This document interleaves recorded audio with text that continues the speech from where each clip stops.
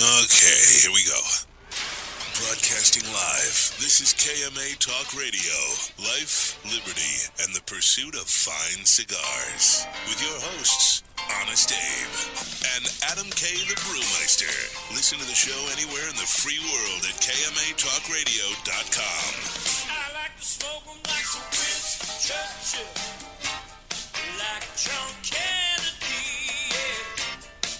Remember Coach Red Auerbach, smoked up for victory, yeah. Well, you can take my wife, you can take my car, but you can't take my big cigar. My cigar. Good morning, loyal listeners, libertarians, lovers of belief, everyone out there in radio land. Welcome to another exciting edition of KMA Talk Radio. I am Adam K. the Brewmeister. We are here broadcasting live on this, the 18th day of January. He almost lost it. What? It was that elongated pause. Yeah. I was just making, I'm getting it, making sure it's right. It's for And effect. This and the 365th Yeah. episode of KMA Talk Radio. Wow. 365. With me, of course, as always, the man, the myth, the legend, Mr. Honest Abe. Good morning. And, of course, Paul, the producer. Hi. Also, sitting in with us today, our very special guest, a man who needs no introduction, how else do you say, but Lew Rothman himself. Colin's excited. He always likes his stories. It's going to be an interesting show today. Yeah. We got a lot to talk about, a lot of stuff going on in the world of the cigar industry, and we're going to have a lot of fun things to say about that. Coop's going to call in a little later to give us some interesting news, see what's going on there. At some point. But Yeah. we also have another special guest. Oh, yes. We also are going to be joined by Scott Pearce, Executive Director of what is now called the Premium Cigar Association. So we will actually get a rebuttal from him about everything we said last week and possibly things we're going to say during this show. And maybe get him to defend things and Well, see there's how nothing that to goes. defend. It is what it is, but we'd like to get his commentary. I mean, things have been evolving all week, so. Yeah, and I think it would be. I think he's doing a lot of press because it's good for to put a face on the organization and kind of corroborate their point and kind of get it out there. He was all. By the way, he was really excited to come on the show. He's actually a fan, it seems, because There we he's go. he knew who you were. He knew what the show was. It took no explanation. So Do you have a direct contact to him now? I do. It seems like you couldn't get a hold of him all week. Well, listen, it's not an easy organization to get a hold of, as you know. So Especially phone now numbers, that Dawn's not there. emails. Everybody's email there says contact this person, so you contact that person. Even Coop's contact didn't work for me, so it was. It sounds like a government organization. Yeah, it was. Well, they did move their offices to Washington a couple of years ago, so.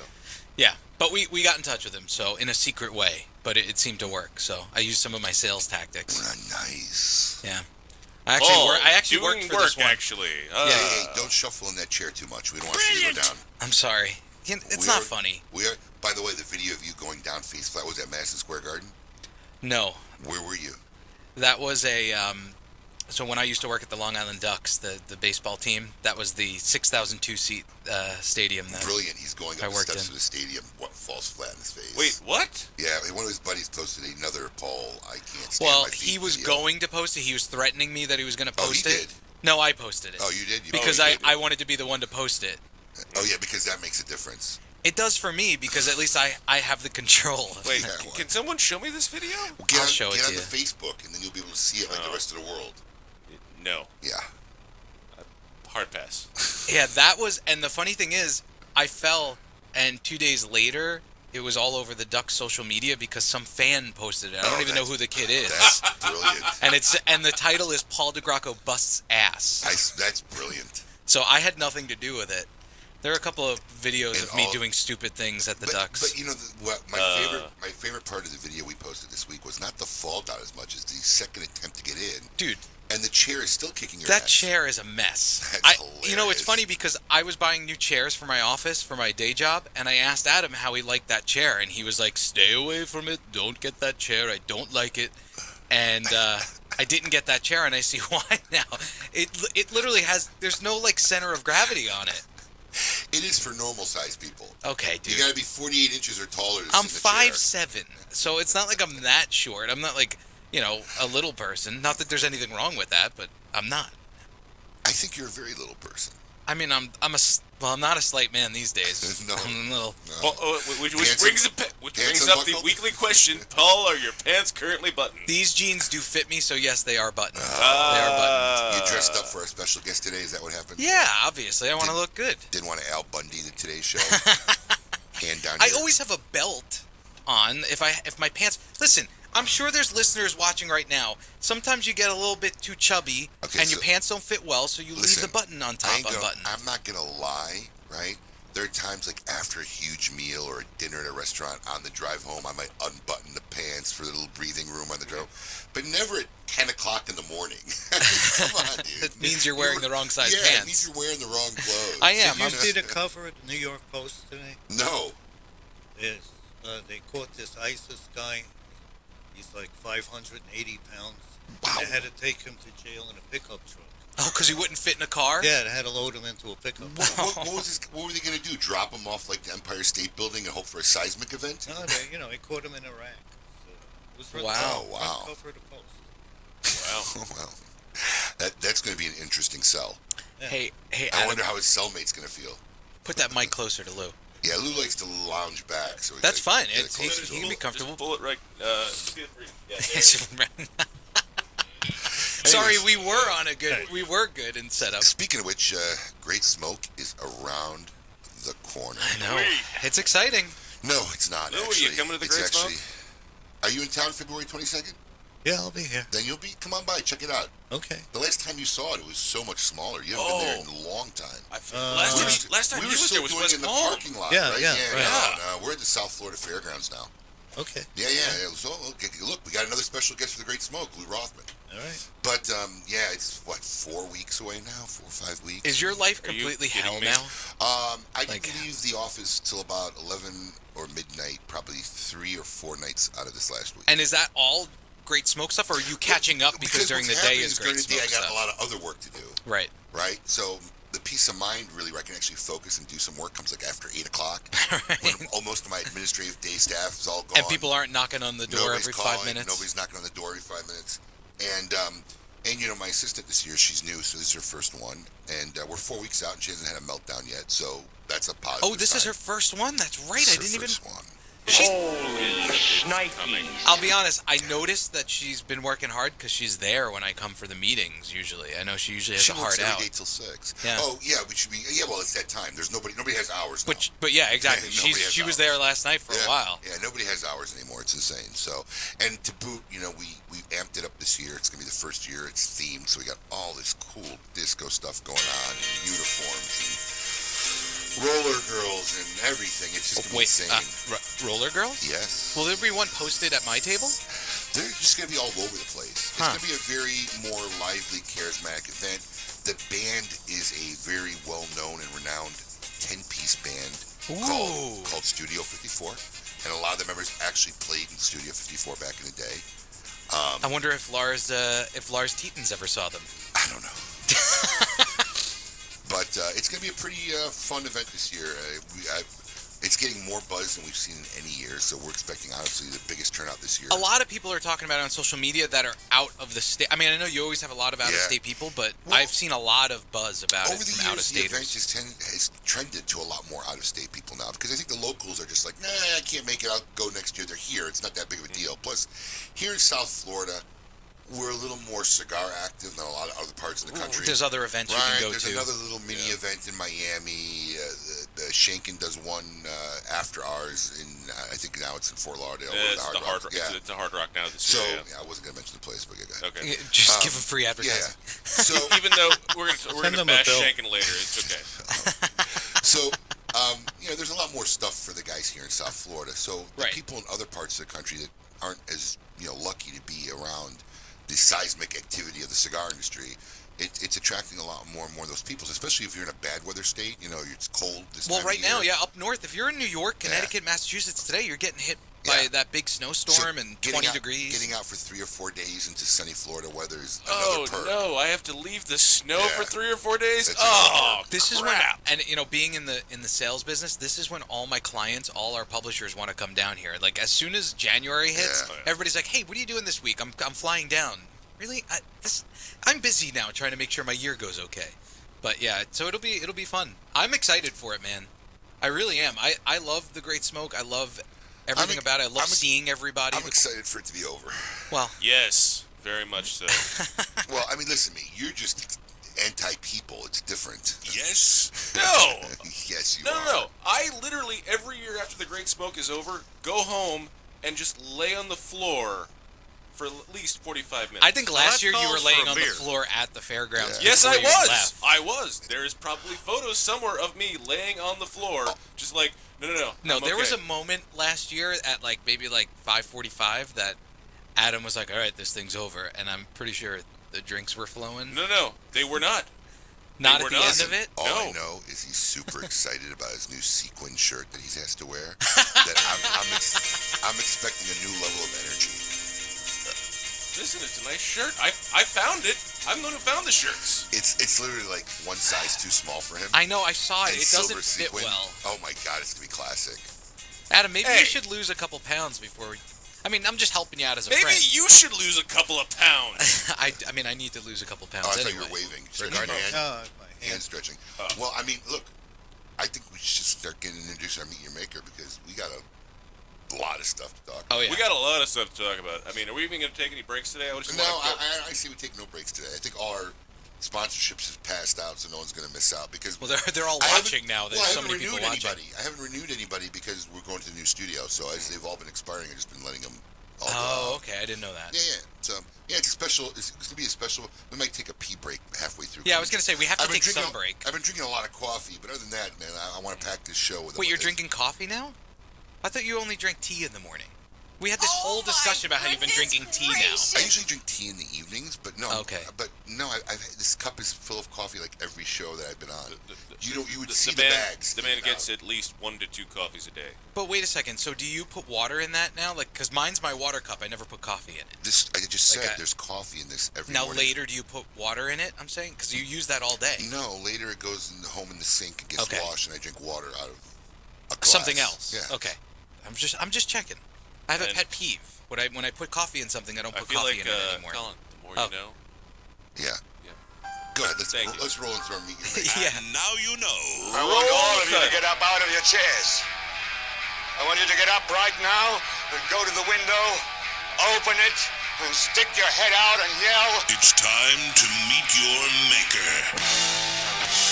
KMA Talk Radio is pleased to welcome back the legend himself, Mr. Lew Rothman, to the studios of KMA Talk Radio. Lew, welcome back. Thank you.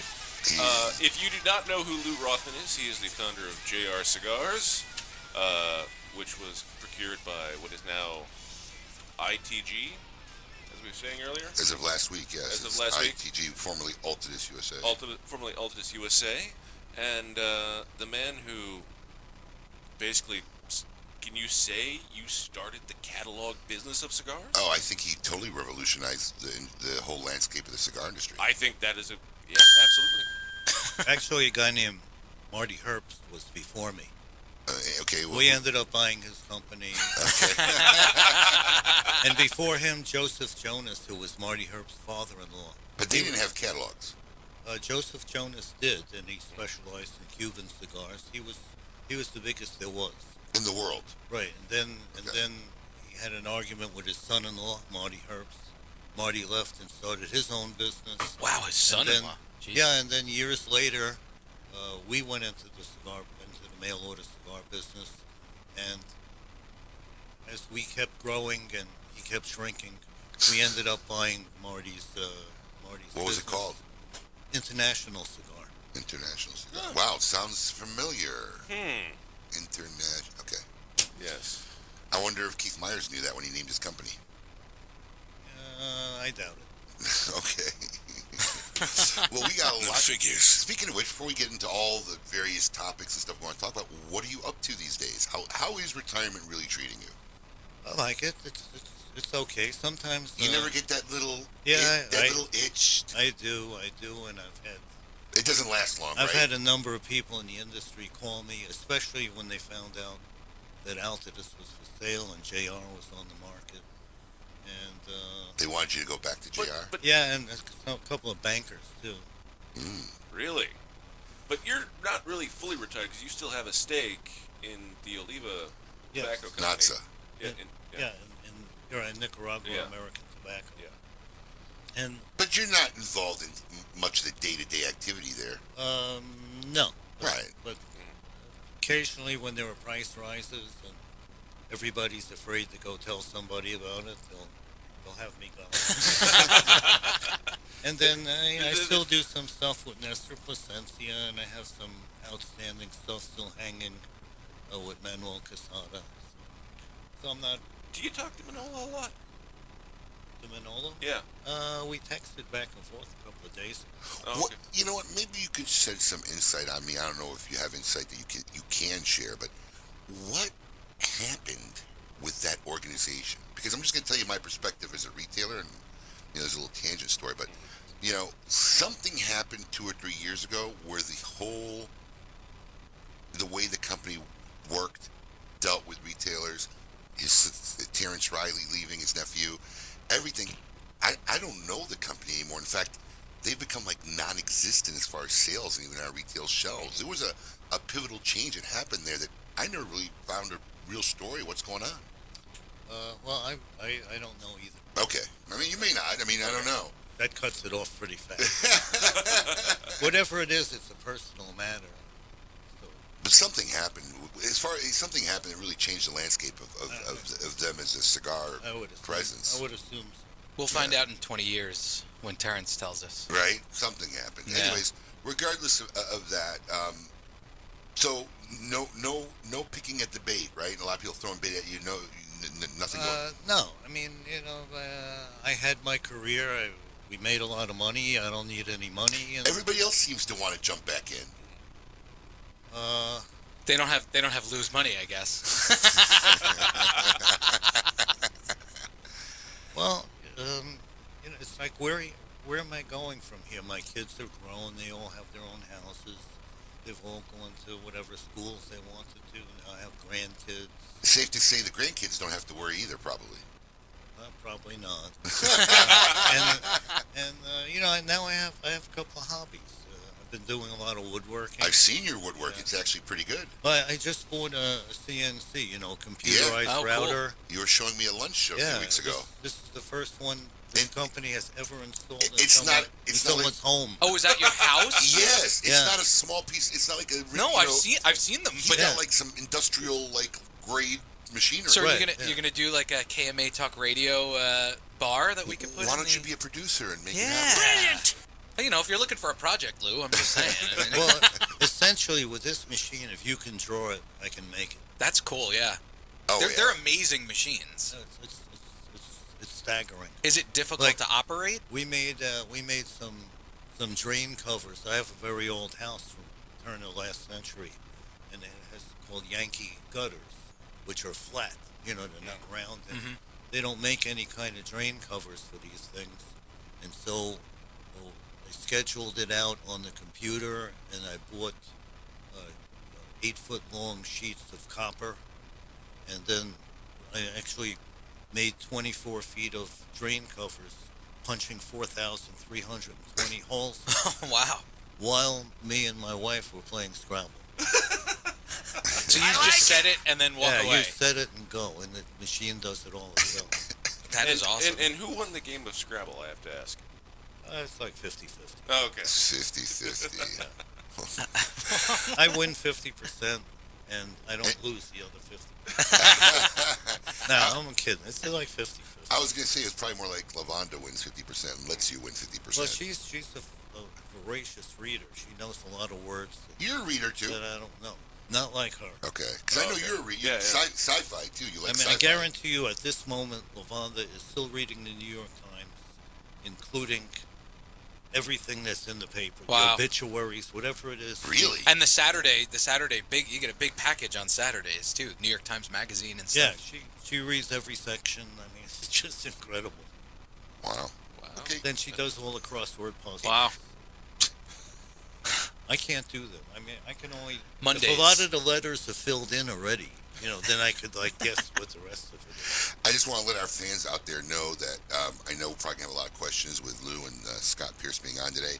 AJ Smoke's in the house. He's going to keep his eye on the Facebook page. If you want, just hashtag something Ask KMA, and we will try to get the question on the show.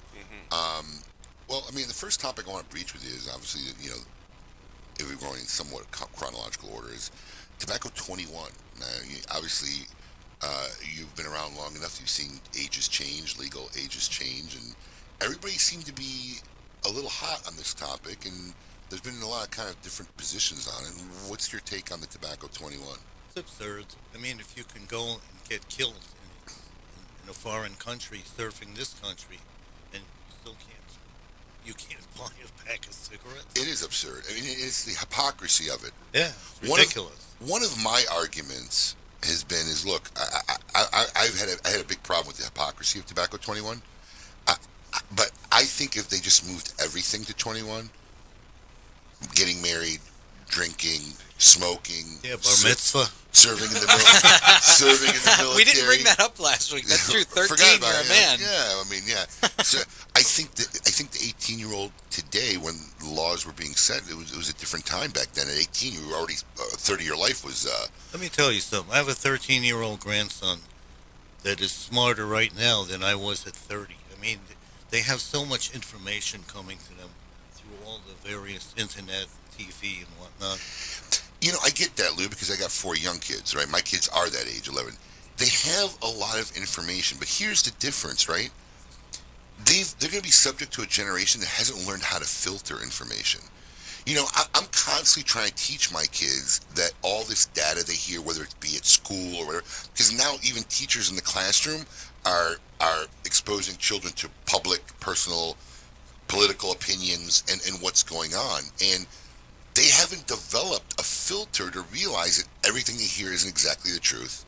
There's a different perspective on any topic, and I think that's also a problem. You're right. There is information overloaded kids, but they haven't developed a mature skill set to have any kinds of filters yet. And that's a constant battle. You don't think that's a problem? It's not a question of whether they've developed a skill set or not. The fact is, if you can go to war and either kill or be killed, you should have a right to decide that I want to smoke a pack of cigarettes. I never smoked cigarettes till I was in the Marine Corps.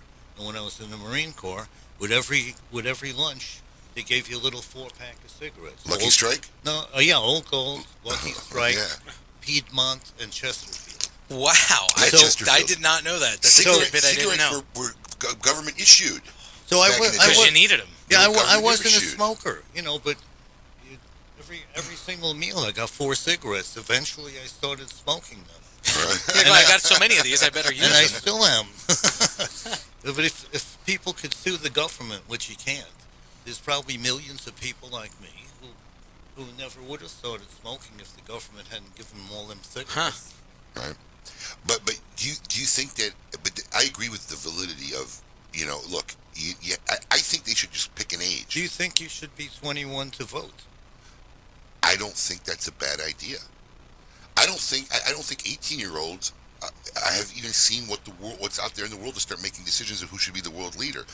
Listen, once Do you again, realize that at 21, half of the people who go to college have already graduated from college at 21? right?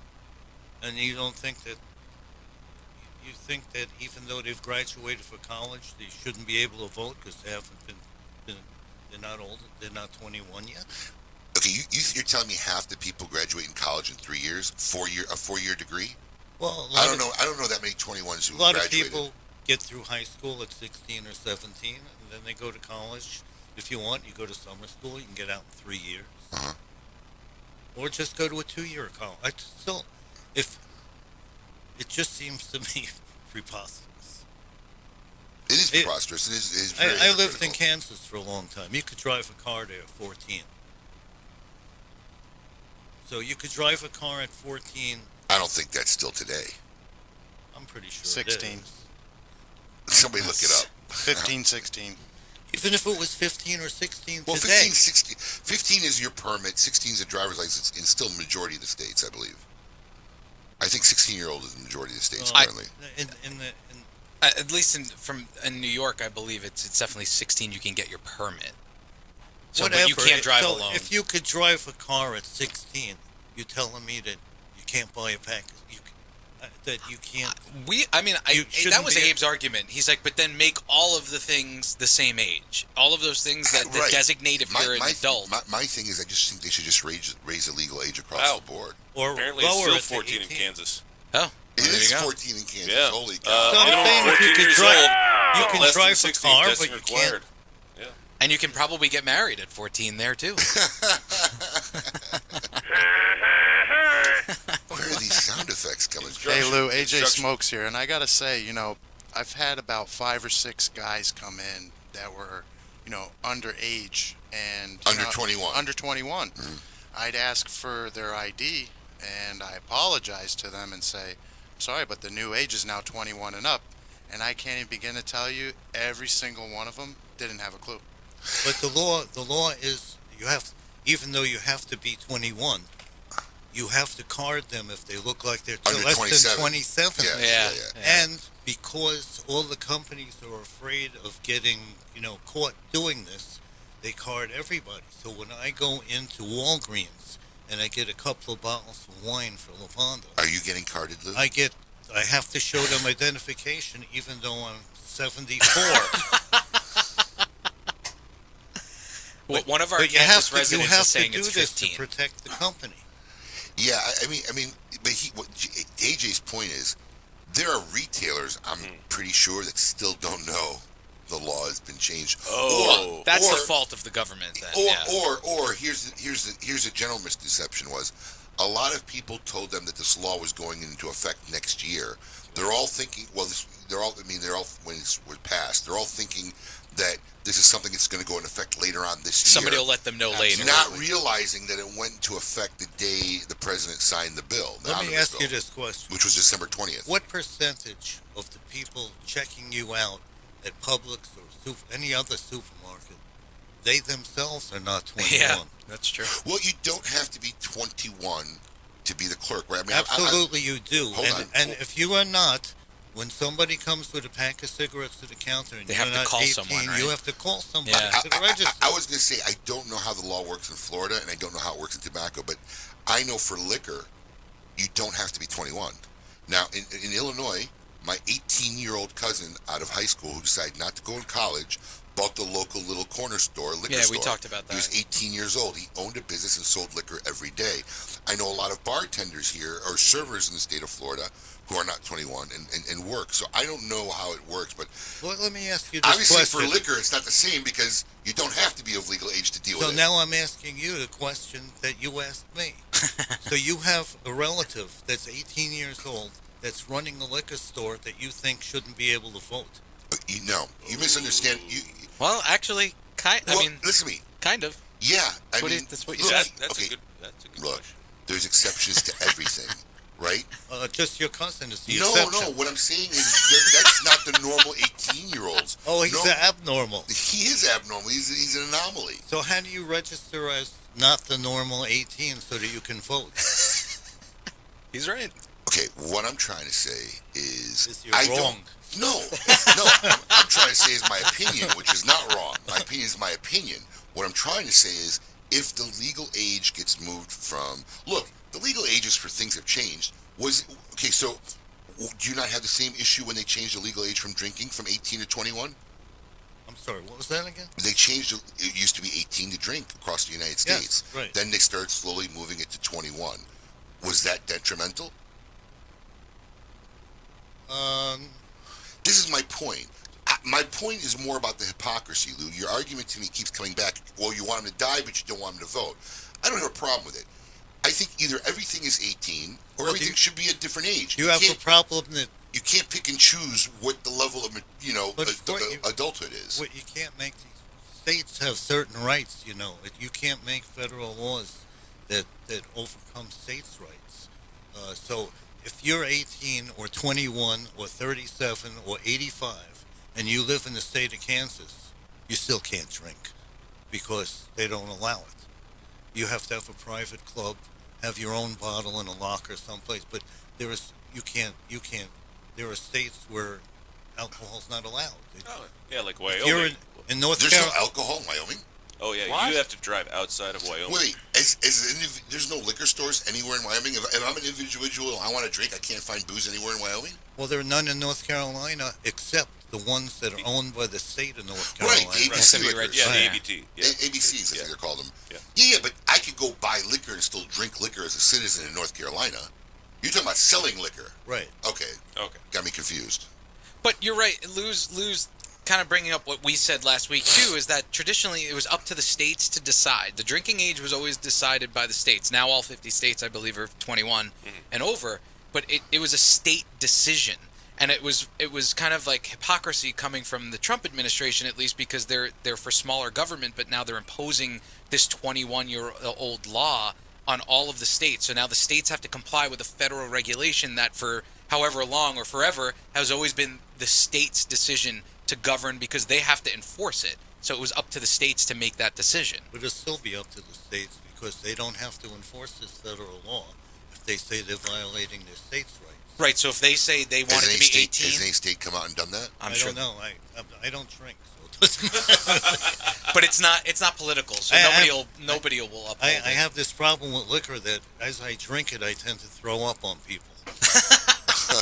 Wow. Yeah, that All right. doesn't agree with me. Oh, all right. That's not the worst thing in the world. So let's move on to bigger and better news. Obviously, we've talked a little bit about it via text, and we talked about a little bit about before the show, the state of the PCA currently, and we'll have Scott on a little bit later. We can talk to him. But you obviously have read and heard that 4 of the major players in the industry have pulled out of the PCA. And your response to me was you thought it was something that should be done 25 years ago. Right. So you obviously, look, you like everybody else had expected this to happen sooner or later. But explain to me why you think this is good for the industry. At this present time, why? Or 25 years ago. Well, 25 years ago, I thought it was good for the major players, of which Drew Estate wasn't one because it didn't exist. Right. But 25 years ago, the large companies dominated all the displays, the showcases, the sales. Right. Their brands were the big brands. And the only way that other people could sell any cigars was because they had no sales forces. Sales forces are extraordinarily expensive to put on the road. So these little no-name companies would come to the RTDA and take a booth there, and they had access to all the big companies' customers because that's what was drawing them in. It was the same today. I think that's one of the big arguments of the Big Four today. They're like the supermarket in a shopping Right. center that brings the customers in. Today the it's anchors, hard that's to it. tell, what's right and what's wrong because the big companies are run by intensely stupid people. So if you went to the RTDA or whatever they call it, ICPC, PCA now, yes. whatever they call it. So you go to, let's say, a booth like General Cigar. It's gigantic and it looks empty. But you go to somebody smart like Carlos Fuente, and he has a skinny long Same booth for 20 years, some years. Absolutely. Him and CAO and guys like that, they have skinny long booths, and they look crowded. Nobody wants to go to a bar that looks empty. I agree. So Carlos has this booth that looks like it's humming with activity and something's going on. Of course, nothing is really going on other than the fact People are just walking that through. he's there smiling. Right. But and then the big booths, they have a massive sales force there, and they look empty because their salespeople have already been everywhere and sold whatever it is that they have there. Before they even got there. So now they're occupying the space and spending the money, but they're not selling anything because it's already been pre-sold.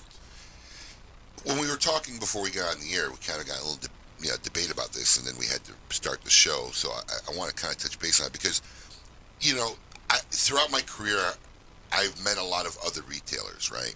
And they always have a very negative image about Lew Rothman and JR because, like, Really? Oh God, yeah.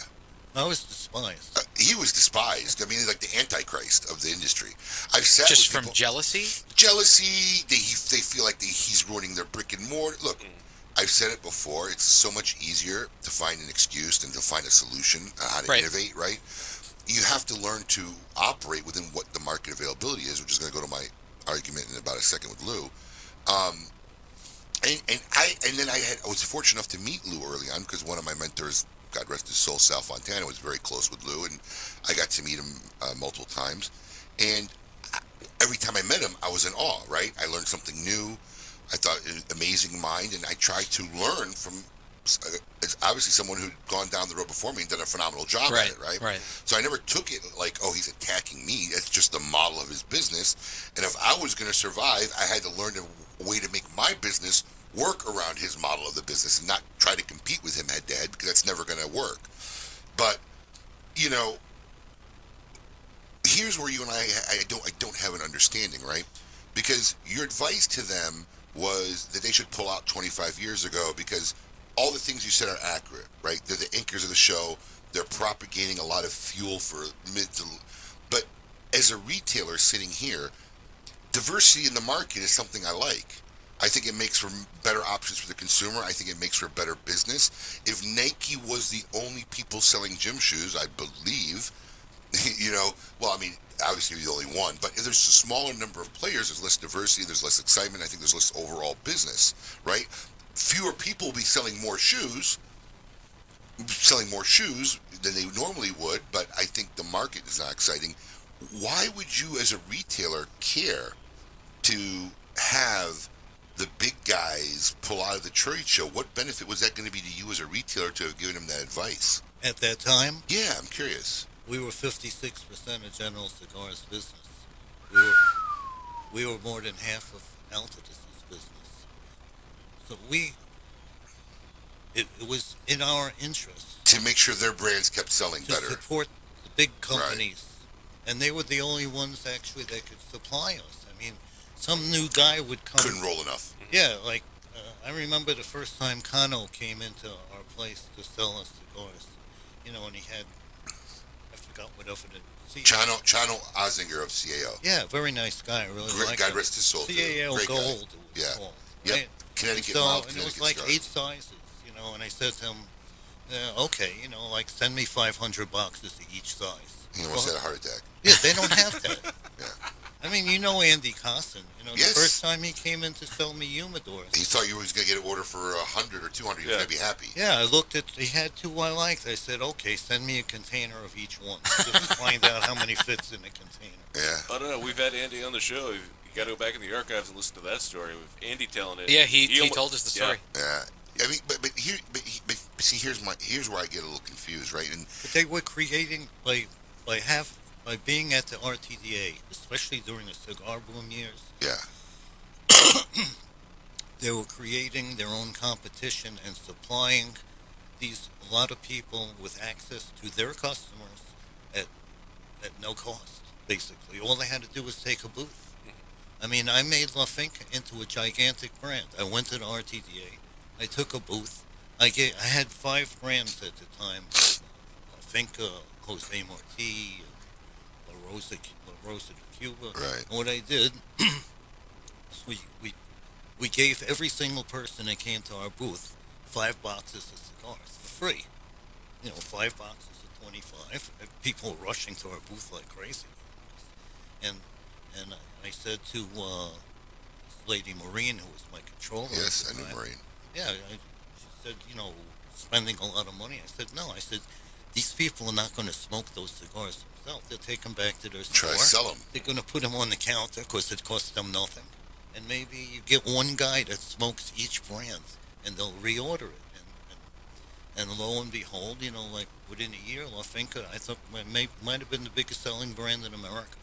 Just Costco was buying, you know, 12, 15,000 boxes of Coronas at a time. It was incredible. But see, this mentality is what concerns me, right? Because But I wasn't out there for the cigar industry. I was out there for JR.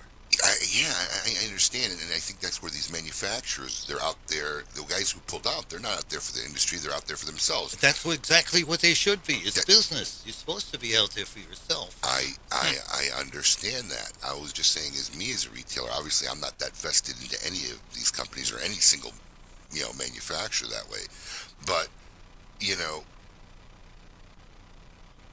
the means of which they're looking to control the market, I don't think is good for me as a retailer and a consumer, right?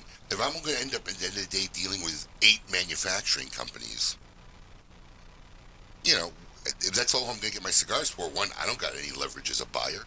I got to buy from you. There's no up and coming new guys. There's no creativity in the market. So yeah, I think that the attempt. Listen, there's a blatant attempt to do what's best for your business. And I do also think that there are moves being out there just trying to snuff competition, and me personally, I think there's a difference. I mean, I don't know. I mean, obviously the scale in which I operate is not fractional of the scale or levels that guys like you or Arthur or Francois operate. Some water. We got you some water. I like it. Oh, all right. I don't want water. Just put it to the side there. He just I figured thought in you case might want. get parched or you cough. No, there's water and coffee. But I thought you wanted water. Don't You were drink it by clearing yourself. your throat. Oh, I'm sorry. How dare you bring the man water? Although this is a lot better. When I used to go to down to Central America all the time, I was always amazed that you couldn't see through. Wait, Really? what? Yeah. That you drink? Drinking water? You couldn't see through it. That's why I would only have coffee. Kind of like the old Johnny Cash story when he was at Folsom played at Folsom Prison. He's like, I can't believe you guys got this brown water you drink here. Yeah. So do you think there's not a need for a trade organization in the cigar industry? Ooh. Well, Okay, let me rephrase that. I've been out of the business for a while, let me start with this. I just find do you that believe there was a need for a trade organization 20 years ago in the cigar industry? Pre-internet, pre-bloggers. but the manufacturers don't belong in the trade organization. They belong in their own organization. Trade organization should be all retailers that are interested in what's good for the retailers. There are no manufacturers that are interested in what's good for the retailers. They're interested in what's good for themselves. But, You okay, realize that I understand. all the big companies are now run by people who, you don't know, or people that have 18 vowels in their names, or all consonants and no vowels. I But- understand what you're saying. And, Obviously, and these people, their big money is made by stock options and so forth. So the company's got to do well for them to do well, and they're just passing through. I understand a little bit. Here, this is where I'm not seeing it, and maybe my depth of vision isn't as deep as yours, right? Because ultimately, there's a chain, right? And in the way I'm looking at it, the bottom line end is the consumer, right? They have to do what's best for them. I have to do what's best for me. What's best for me ultimately is tied to what's best for my consumer. In the equation, I see the consumer as the bottom line. If the consumers don't buy, well, then guess what? My brick and mortar stores don't thrive. The catalog companies don't thrive.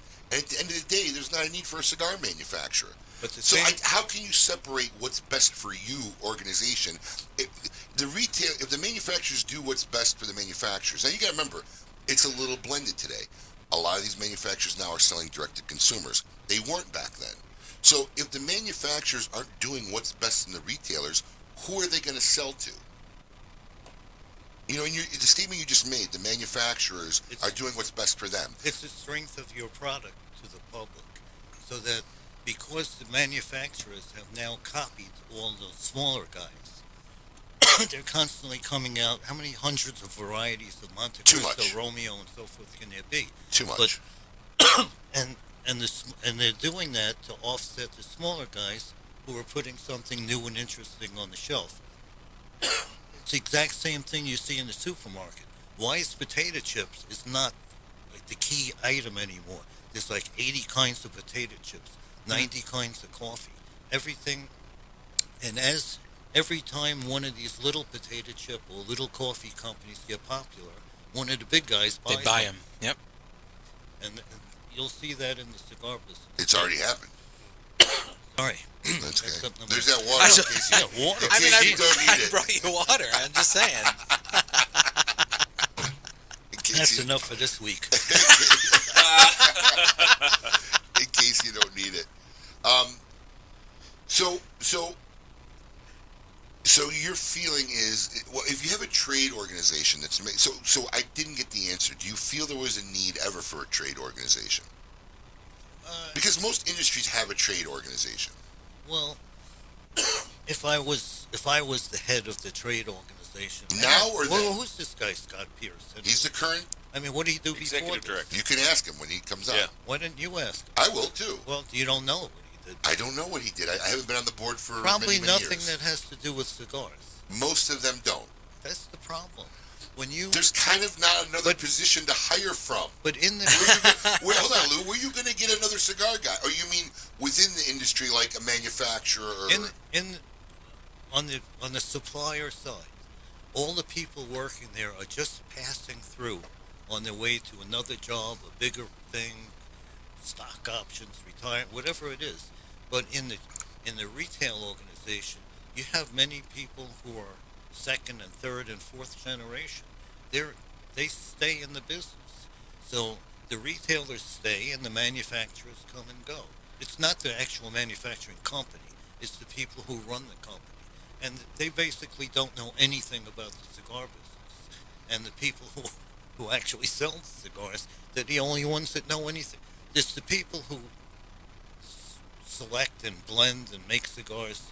Yeah, Steve Saka type guy that actually knows about cigars. And then the people who know the other end, the retailers, that these are people that are mostly like second, third generation. They're people, they have their entire livelihood is invested in their store. And they're dealing with people who don't know anything about the cigar. I was just asked to consult. I won't mention the company. I actually met with them and they wanted to consult with me, which I did for free because I'm not in the consulting business. And they had me meet with another consultant who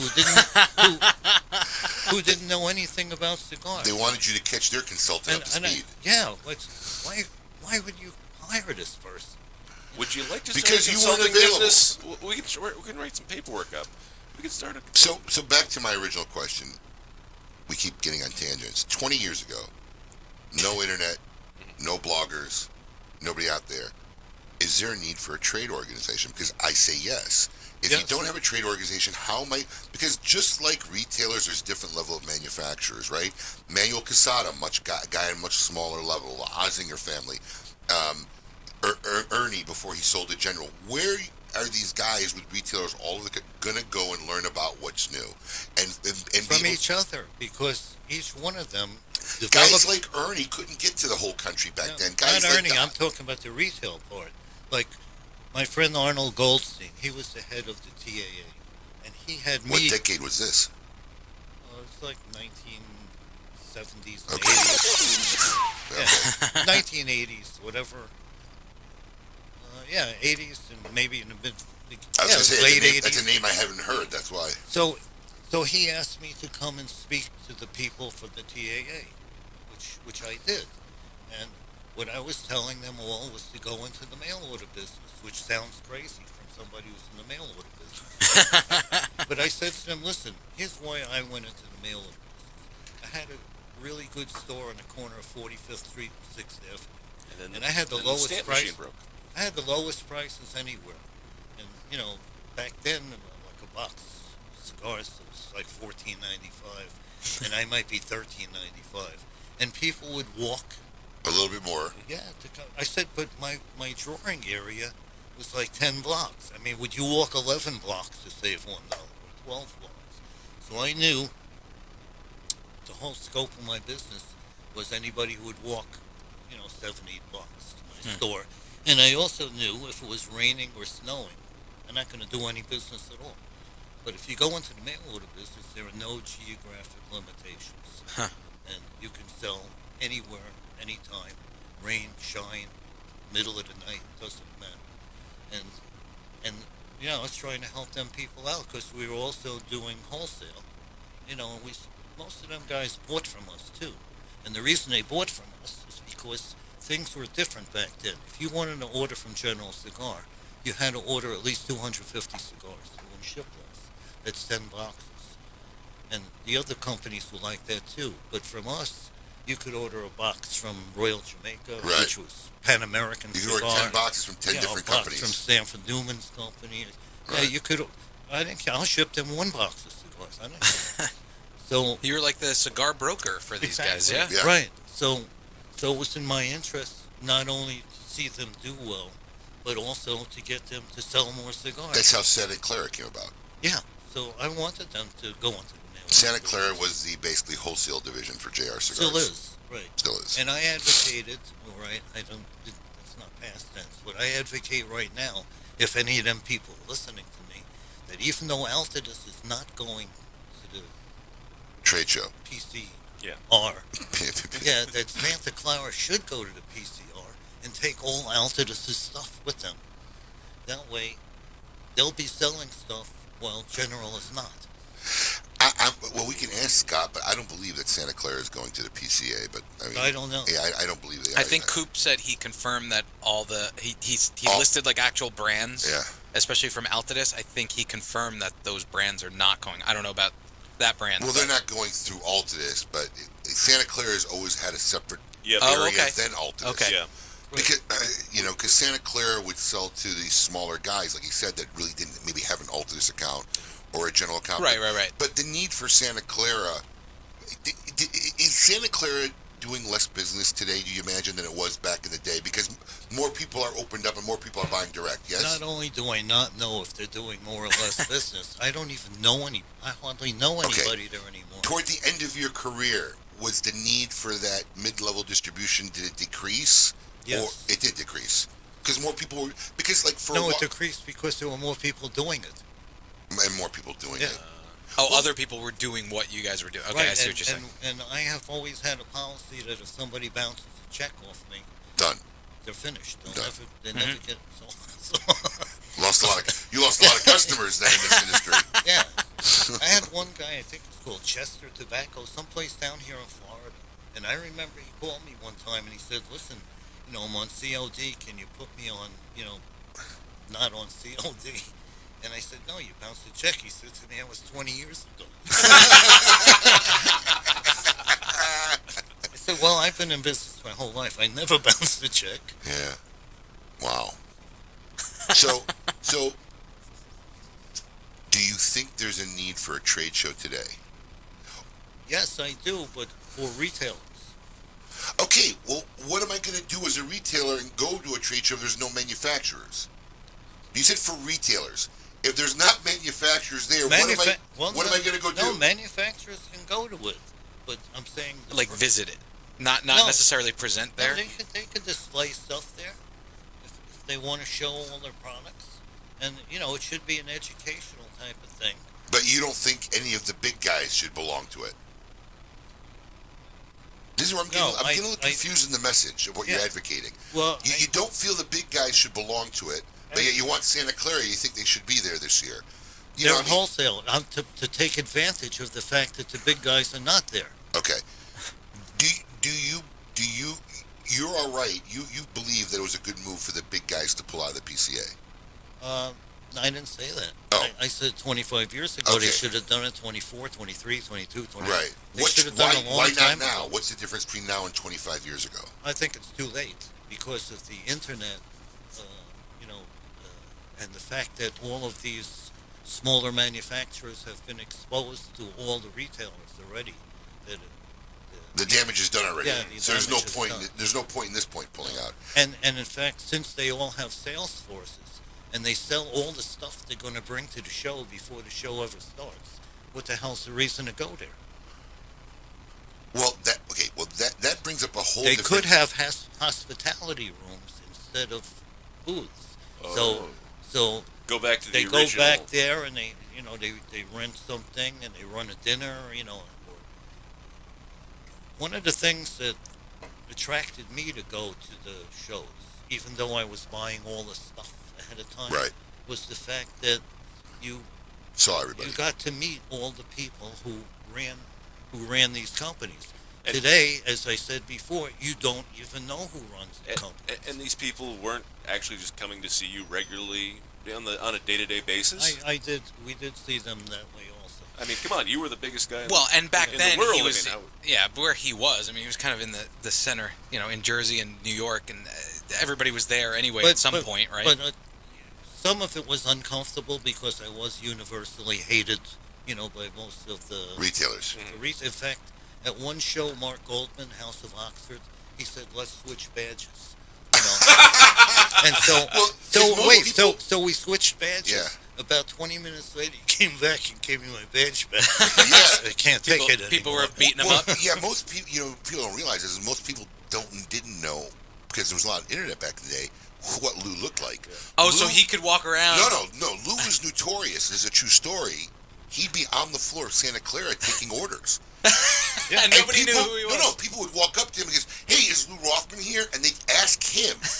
And he'd say, "Yeah, I saw him go that way." Brilliant. True story, yeah? I used to have customers in the store that come up to me and saying they knew me. Oh, God. One guy really did. His name was Frank Fiducci. He was the guy I was in the Marine Corps with. But I didn't wow. recognize him because, years had later, gone by. right? Yeah. This kid was incredible. He could run a 10-200. We played touch football against the New York Giants. He used to train at some fort in the Bronx where we had the Marine Corps Reserve meetings. And we played touch football against the New York Giants. This kid caught a little pass and took off, and Homer Jones couldn't catch it. But this kid runs a 10-200, but he was in combat boots. Wow. But Alex Webster benched Homer Jones during the game. Was this little kid wearing combat boots outran him for a touchdown. Wow. Paul. So, All right. wait, no, Okay. almost. We got a few more minutes. All right. We'll take a break at the top of the hour. Okay. So, look, the question is this then. Do you see the PCA surviving and moving forward? Does it need to change?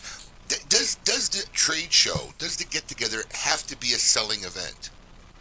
Cannot an event be tied around where there's something else done other than selling, since most of the selling's already done, and manufacturers cannot take such extravagant... It has to be a selling event because all the smaller companies that you're talking about that are not the ones who withdrew, that's where they do their business. Okay, Because they don't have a sales force, Right. is what you're getting at. I know, but what if?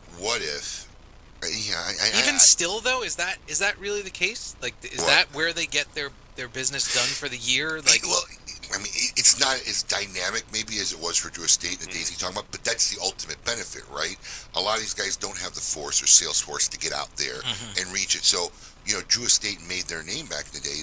Like you just said, being there and not just being there, they would take their whole probably year's worth of marketing budget, throw this crazy, stupid party Right. that was unprecedented for a company their size.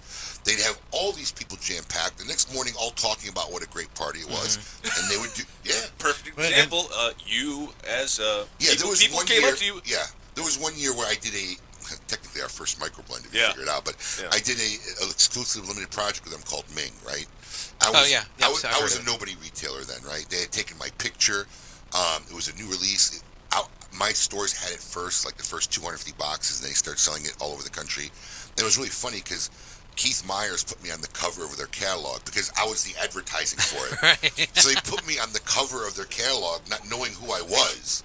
And everybody started, "Why are you on the cover of the Cigars International's catalog Oh this my month?" God. But they had put out all these flyers, live party, Drew Estate event, and they used that Ming ad.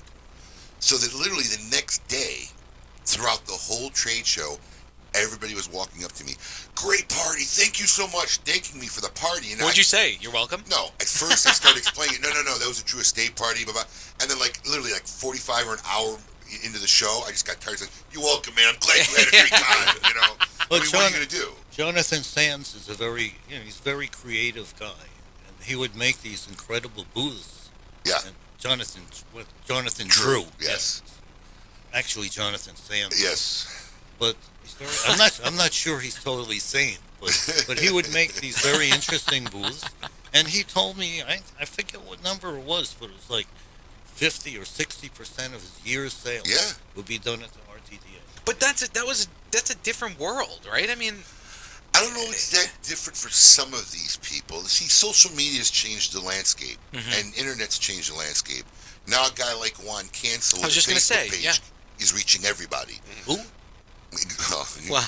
It's a new and upcomer, a small company that started, but basically built their brand on of social media, having a social media audience, and that's a lot of people. And in my opinion, that's where these big guys are losing it because they don't have that presence and that personality. Most of them are still old school, right? Most of them are run by Europeans, but they haven't connected to the community the way the Sakas are doing it, and the Skip Martins are doing it, and the Nick Molos are doing it, and the Juan Cancels and the Eric Espinosas, because they're connecting on a one-on-one basis. Right, they make a personal connection with their audience. And if they just have somebody, if they have anybody, some of them don't even, some of them haven't embraced social media, right? But if they do, it's some corporate person making a corporate post with a picture, and that's an hour. That's it. They're losing on that forefront, and that's why there's such a viability for guys to start brands overnight because they're reaching people. But we're gonna take a small break. Yep. And then Scott Pearce, is he on? Is he ready? He's not here yet. At 11. It is 11. Well, not it's yet. 11. We're going to take a small break, get some of his coffee out, and have more with Lew and Scott Pearce, director of the PCA. Executive director of the PCA. We'll see what he has to say and defend himself. And stop saying defend himself like the guy's on a jury trial. He might be. We're all nice here. He doesn't got to defend himself. He's giving his commentary. All right, fine. Keep it lit. You're listening to KMA Talk Radio. Follow us on Facebook and Twitter. We're on Instagram too. Yes, it's mandatory. Experience the new Henry Clay Warhawk, a robust and complex cigar that's inspired by the rebellious roots of Henry Clay. The first of a 3-part series honoring the life of the great statesman, this cigar is made with the best tobaccos grown and hand-rolled by the Grupo de Maestros at La Flor de Copan in Honduras. And it's not your typical Connecticut. This is a Henry Clay. Stand up.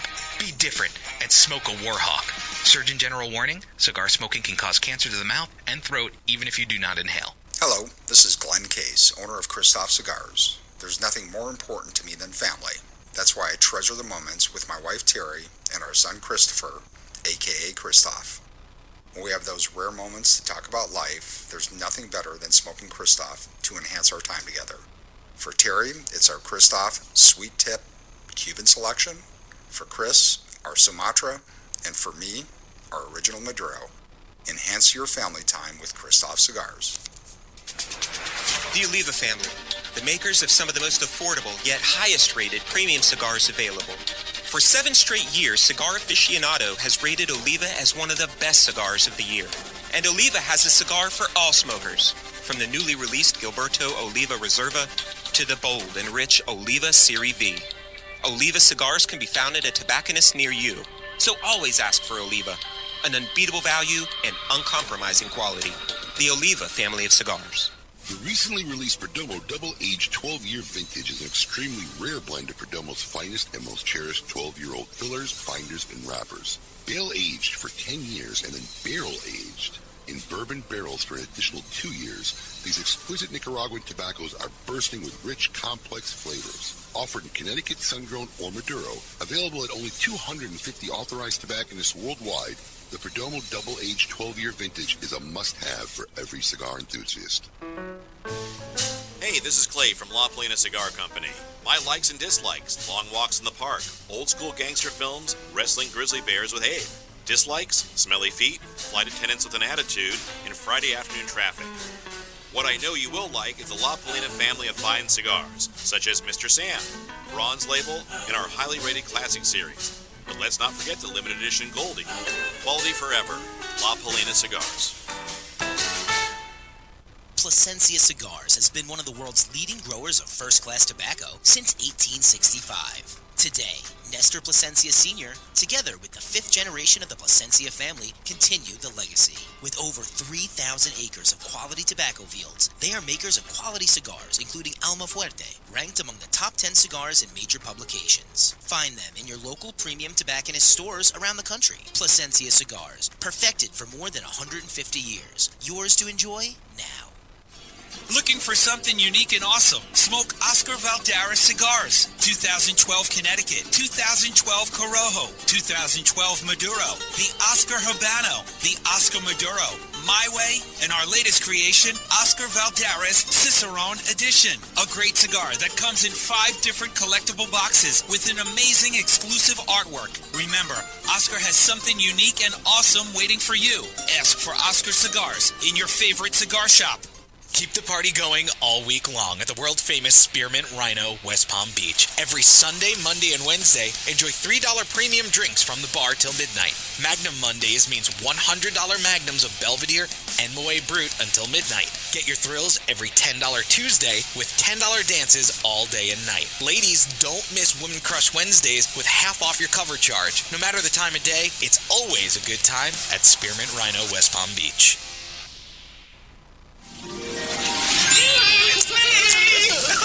Cigar Fairy's making round. Yeah, that's fantastic. You're listening to KMA Talk Radio. Follow us on Facebook and Twitter. We're on Instagram too. Yes, it's mandatory. Hi, this is Nish Patel from Rocky Patel Premium Cigars. I want to introduce you guys out to our Old World Reserve Corojo made in a Honduran facility. What a beautiful medium-bodied cigar. When you light it up, it's got a gorgeous white ash, and you get that sweetness from that delicious Corojo wrapper, a little bit of spice, and a lot of nuttiness. Go to your local brick and mortar, check out the Old World Reserve Corojo. You will not be disappointed. Again, what a delicious cigar. Nestor Miranda's Special Selection, the original collaboration with My Father Cigars, returns. A cigar for the movers, the shakers, the grinders, the doers, the builders. A cigar for those who give a firm handshake. If you're not afraid of starting with just $20 and a dream, we know all about that. Nestor Miranda's Special Selection is an all-Nicaraguan masterpiece full of rich, deep flavors and complexity at an exceptional value. The original is back and made for those who know all about getting out there and doing something spectacular. Here's to the hustle, available now through your local tobacconist. Hello, this is Glenn Case, owner of Christoph Cigars. There's nothing more important to me than family. That's why I treasure the moments with my wife Terry and our son Christopher, aka Christoph.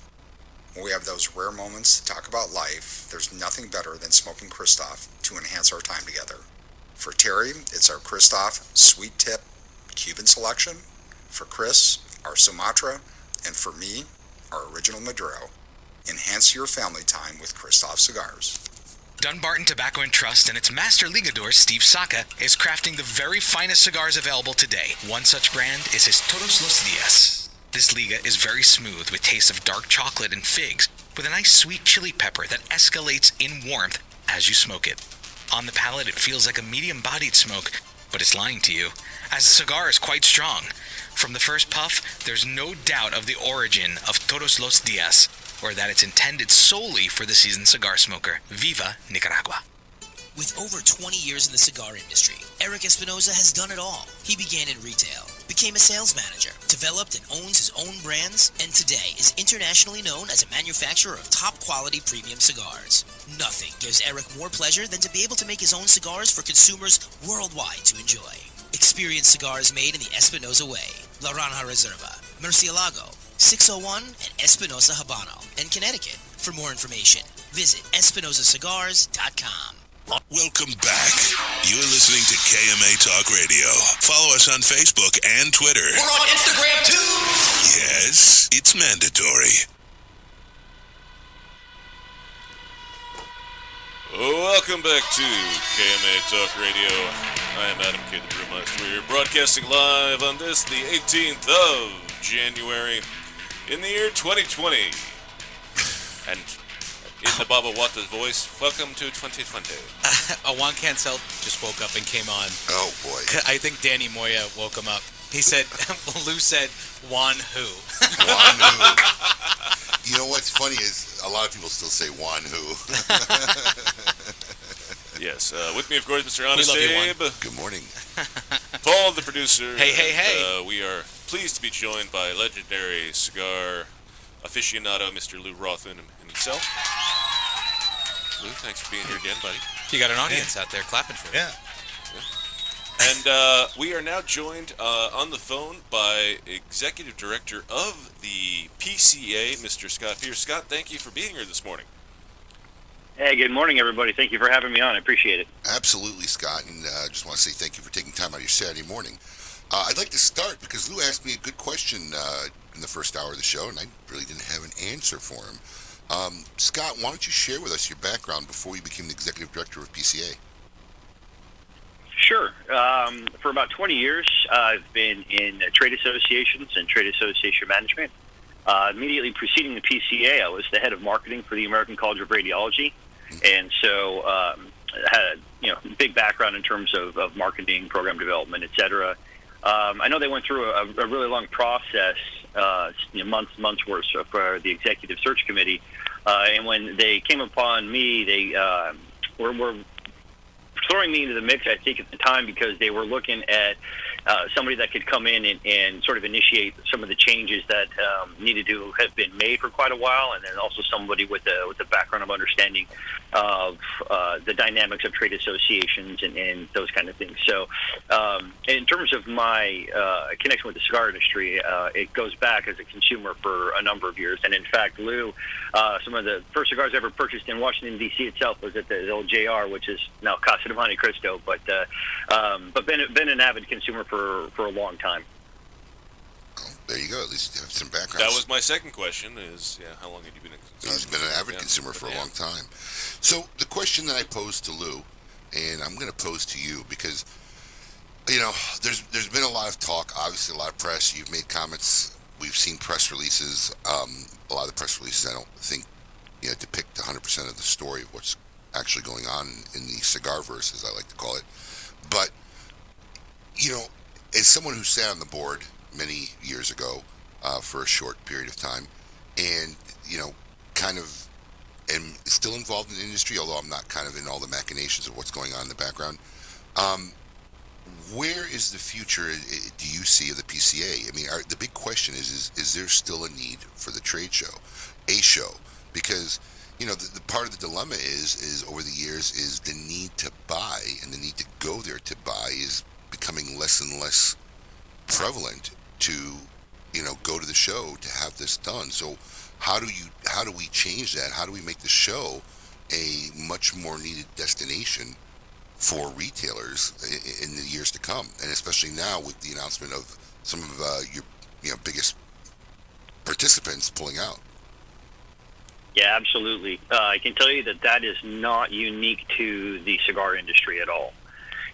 When we look at trade shows, and I think that I caught a little bit of what you were all talking about earlier, and to Lew's point, 25 years ago, for some of those companies to have pulled out, the sort of the evolution of kind of with modern technology and the different things that are available now, trade shows do have to evolve, and that is, again, like I said, one of the main things that came up during my process of interviewing was talking about the background that I have in evolving and looking at innovative ways to change things up, to continuously add more value, more benefit. So looking at trade shows, yes, it does need to evolve. It does need to change. I think buying does need to still be a component of it. I think it was probably you, Abe, that said this just a few minutes ago. It is still important for some of these new brands and smaller brands to have that platform to connect. But I think that it needs to evolve into a much larger annual gathering and annual meeting that has several components of it and provides people more reasons to come than just simply buying. And then we have been taking a strong look at that and putting things into place in order to try to get that done. It's difficult to change on a dime, especially when you have 88 years of history of being specifically about the trade show. But we are putting things into place in order to evolve it. We are looking at different times of the year. We have RFPs out for different locations as well. So we are really taking a look at that. And yes, it does need to evolve and change so that they can be a place of a total industry coming together for various reasons that everyone gets value out of. I mean, obviously, it's a change that's probably been a little bit overdue, and hopefully at this point now you could find ways to turn it around. The question bears to mind though is, I don't believe it's an instant process. Like you said, something that turns on it's going to turn on the dime. Do you feel because I actually, the rumor mill, and like this is an industry full of rumors, is that the board is, here's one of the things I had issue with. The board was like now looking, I think I heard moving forward with CigarCon for 2021, which once again, now the way I look at it as a former member of the board, as a retail industry, that's now our trade dealing directly with the consumers and not really solving the issue of how do we get retailers there and make this a buying experience. So the trade show is going to be a buying experience, right, to make the value for the manufacturers to come out there and spend the time and get the sales that are warranted for their time and expense and the exposure that some of the mid and smaller level guys need. Does an event like CigarCon, which is really geared towards the consumers, does it alleviate that problem? I didn't see it. I don't see it. Maybe you can explain it to me. Yeah, so I am just going to give you my perspective coming into the position when Consumer Day was already effectively being discussed and in process. It was something that had been brought up by the Manufacturing Advisory Board as something to do a couple of things, but inject a lot of life and excitement into the trade show. And from what I gathered as well is the idea behind it was something along the lines of being able to start creating a platform for consumer engagement within the industry. I remember talking to Skip Martin about this, and he talks about when he came as a consumer, how much he fell in love with the industry, fell in love with the entire culture of cigars being on that trade show floor. And so I think that was somewhat of the motivation. And I talked about this a little bit with Cigar Coop on Thursday. We obviously know the execution of how it all went down was tragically flawed. And so there's no definitive plan that is not being worked on right now. I believe that what you're talking about is exactly where we are refocusing our efforts.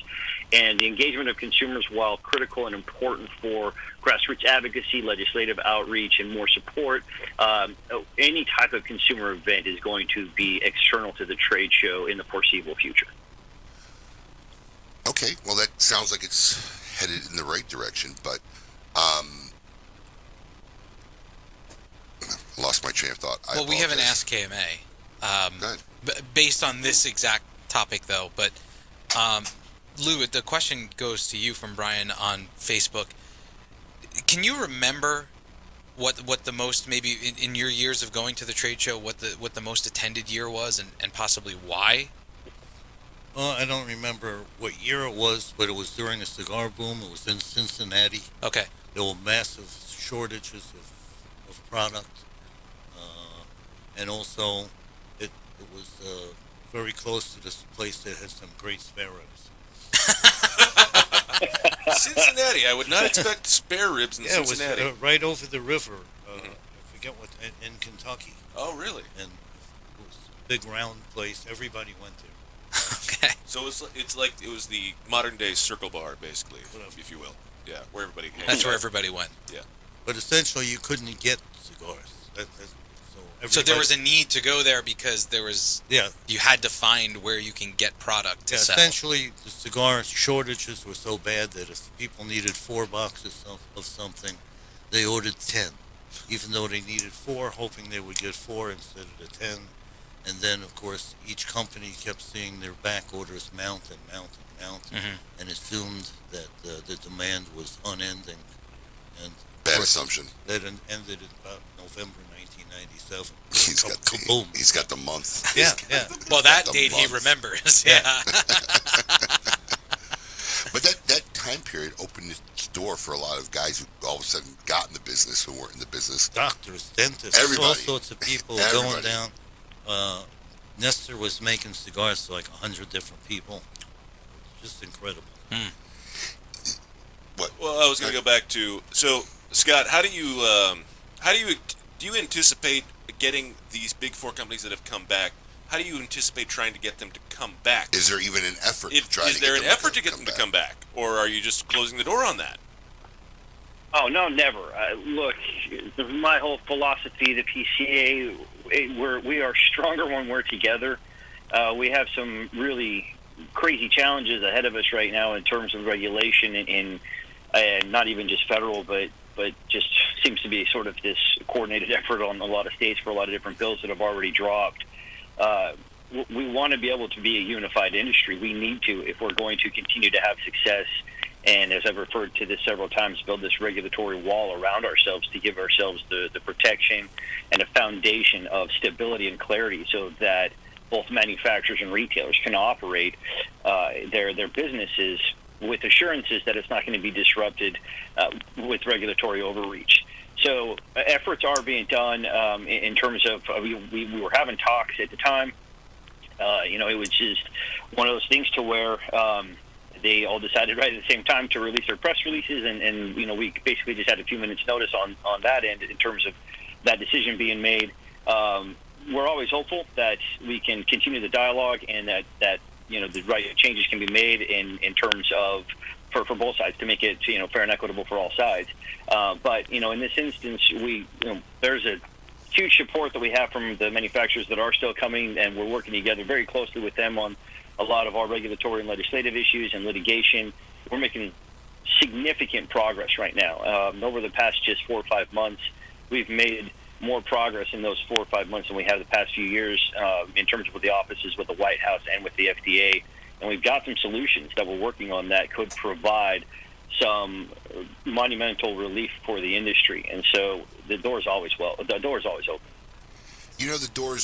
open, but I kind of, because I talked with a couple of the Big Four representatives. I've talked with some of the board members. I just don't see the Big Four coming back. I think if they wanted to make a statement for change, which everybody here is acknowledging that obviously the trade needs some kind of change. I think if they wanted to make a statement of change, they could have done it. They could have taken half the space. They could have put up zero sponsorship money. That statement would have been heard loud and clear. I think that unified pulling out, whether it was planned or not planned to be together, I think is with intent to basically not come back and maybe see the organization, fall apart. Now, there's been a lot of solidarity.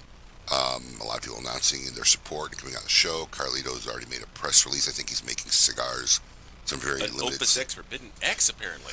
He's making some limited cigars that if you don't attend the trade show, you won't be able to purchase. So there is some solidarity and stuff going on. But in my opinion, I don't know. This is just my own personal opinion. I'm not sure if there's any intention of those Big Four to come back. And, if that is the scenario, do you see the PCA overcoming that? Absolutely. We, when doing any kind of scenario planning, best worst case scenarios, because at the time, while they said, go ahead and pencil us in, because a lot of these guys, again, had spent a lot of money, so they're higher up on that priority points list to select their booth. At the time, they said, we're not committing to 2020. But for us, in a show of good faith, we said, well, we're just going to pencil you in your spots and move forward. They said, okay, while we continue to try to have some of these discussions. So we knew that there was a chance. Again, the way it happened really did catch us off guard. We were, as it was released. But because of that, we were looking at worst case scenario. If they don't show up, how do we do this trade show? And so spent no small amount of time looking at budgets and talking to the SANs and figuring out ways in which we could cut our costs while still having the trade show, while still having some of the important things like an opening night party, etc. So we can continue to do this trade show this way. It does mean that we're shaving our budgets in some of other areas and operations and some of the things that we did last year, but that's mostly things like labor costs or other operational things that we have. The other part, too, is you were on the board, that there were a lot of people that took their fiduciary responsibility very seriously and have been able to, put together a good reserves for the organization, which is, a lot of what we use to right now, at least, to fight the litigation and all of our lobbying efforts. But we've got a good, sound foundation to be able to continue to run a trade show, to run and also invest in evolving it into a really good annual event for the industry where people are coming not just for the trade show, but the trade show is a part of why they're coming. And so, yes, I do see us continuing to go forward, to continuing to progress, surmounting these challenges that do present themselves because of the four deciding not to attend. But I do believe that there is a role for PCA with everybody else that is still involved and that still supports us for an annual event that does have a trade show as part of it. So, Scott, my next question is, what ideas do you guys have currently that you're trying to implement to try and get retailers and other manufacturers to still support the PCA for this year's event? So one of the things that we were already working on, we put out a survey last year, and a lot of people told us why they do and they don't come, et cetera. And we tried to really home in on those needs for folks. And so we're kind of changing that Friday up and allowing manufacturers an opportunity to spend the bulk of that Friday with retailers in sort of a non-trade show experience in a different hall, essentially just being able to talk about new products. Retailers have told us continuously that coming to the show is their time to find out and learn about new products and smoke them and then talk to the vendors about it. So that Friday is going to be all geared up towards more relationship building, new product showcases, and some other activities. So that's the start for this year. That was planned regardless, and this was all planned before the announcement of the floor. Additionally, what we're working on too is creating an actual annual meeting of the membership. So this is kind of where, when you talk about my background, drawing on experiences from the previous 18, 19 years that I had in trade associations and annual meetings of membership, a lot more is involved. And what's really great about this industry is that there's a lot of passion, particularly about the organization. Oftentimes that does reflect itself in some fun, interesting online and social media conversations. But the good news is that there's a lot of passion, a lot of people want to be involved. And so getting together to actually have that annual meeting of membership where things like resolutions are discussed within the organization, talking about how elections to committees and therefore potentially how the pathways to the board are, being able to have town halls and discussions about the policies of the organization and feedback mechanisms and those types of things of the actual annual meeting and business of the organization, on top of some additional events and really focusing on the compliance issues and the education issues that we need to be providing. And this is just an example of that, is that we're working on right now is developing a retailer education program to align with the FDA, so that if you have our education program done, then basically if the FDA finds that you are in violation of a Tobacco 21, then because you have this, you won't be fined for the first offense. And so there's things like that we are developing and would like to be able to have available at the annual meetings as well. So I think all of that combined hopefully will start to get us to a point to where, again, the more involvement from the general membership and the more diversity of perspectives coming to bear on how we evolve this, then the better that product will be. It's interesting you brought up diversity, and obviously you have a lot on the plate as far as your game plan. But diversity was part of the problems that I felt the IPCPR, when it was called when I was on the board, is because I believe the landscape is changing constantly, and it was set in such a mentality. If you look at the letter that was issued this week by Arthur Zaretsky of Famous, right, and the complaints, I was on the board where I remember three of us sitting there, and there's a mentality where a lot of the board at the time is old school mentality and trying to protect an era that doesn't exist. They were actually lobbying for legislation, a Jenkins Act at the time. And my question to the board was, do you even know how many of your members and the current members do out-of-state sales? And they couldn't answer it. And I think that goes to the letter of Arthur Zaretsky, is the problem is this industry not made up now so much of just the Famouses or the JRs or the Thompson guys. There's a lot of mid-level guys like me and Dave Garofalo and Jeff Borshwitz who are out there doing online businesses, who represent this community, who've done a lot of work for this community. And the mentality of the board sometimes didn't align with everybody who was part of the organization, right? There's always been this movement of the brick and mortar and protecting the brick and mortar against people who sell out of state, where my mentality is, well, listen, it's a lot easier to go out and get a small sliver of the national audience and sell to somebody who's living in Montana and North Dakota than it is to try to open up another retail store and fight locally against all your local competitors. But, I think that's been part of the problem. So I'm just curious as to what your take or the current board take is like on the letter that Arthur Zaretsky wrote this week. Yeah, so I'll take that just in two parts, if you don't mind. The first part of that is one of the things that is difficult, and hence the reason for this annual meeting, like I talked about with ACR, just real quick, in my previous position, they would have this massive meeting of thousands of radiologists, and they would get together and they would have this open forum debate about resolutions that were coming forward, and then they would vote, and then that would essentially become that policy that is supported by the organization. And I think to your point here about this online and brick and mortar and the complexities of the modern retail world, which are still very much evolving because it's still pretty new. I mean, 2000 was only 20 years ago. And so this aspect, I think, is one of the main reasons why it's very, very difficult to be able to solve these problems of total membership representation in a lot of the current board formats, not just with this organization, but with others. And so that's why I truly feel like the more open we can make this annual meeting in terms of things like this is where you can start to truly get that broad membership base. And it gives every member a chance to come in and do just what you're talking about, provide that diversity of experiences. Because it's very easy to have assumptions and not understand based upon a few years ago's worth of experience to where times have changed and a lot of mentalities have changed. And to where 5 years ago maybe you did have a majority of membership that believed one way, whether or not internet sales, I'm not necessarily talking a specific issue here. But over 4 or 5 years, a lot of things change, right? And so being able to have that format every year for that to come up, I think, is essential for us in moving forward. In terms of Arthur's letter, so from this all predated me, but I can tell it in terms of a lot of history that was going on there. But what I can tell you is in the time that I've been here, we never, ever went after and tried to increase a tax as far as that's concerned. But look, we have also fought against online sales bans in other states as well. We're very much, and we have relationships with a lot of manufacturers that have massive online sales stores.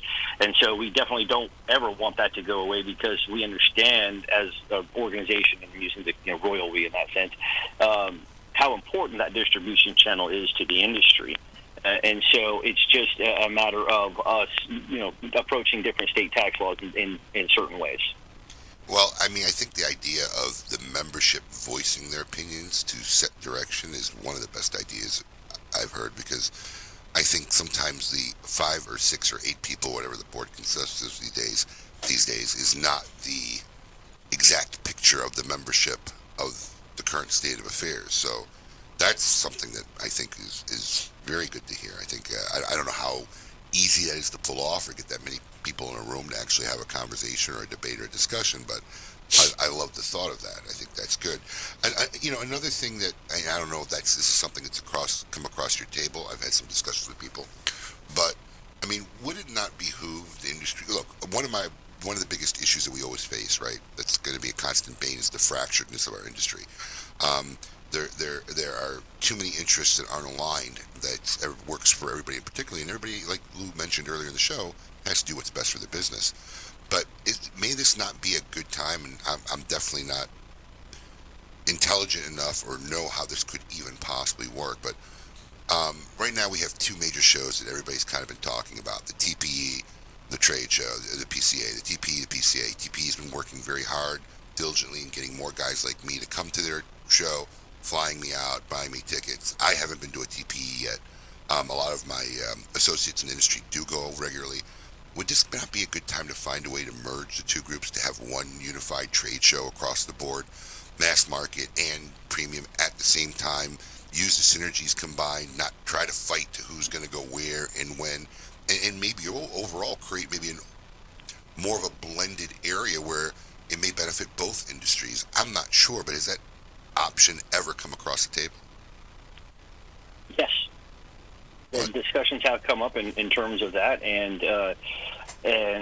look, again, we talk about the state of the industry, the state of trade shows, the state of everything else that's going on.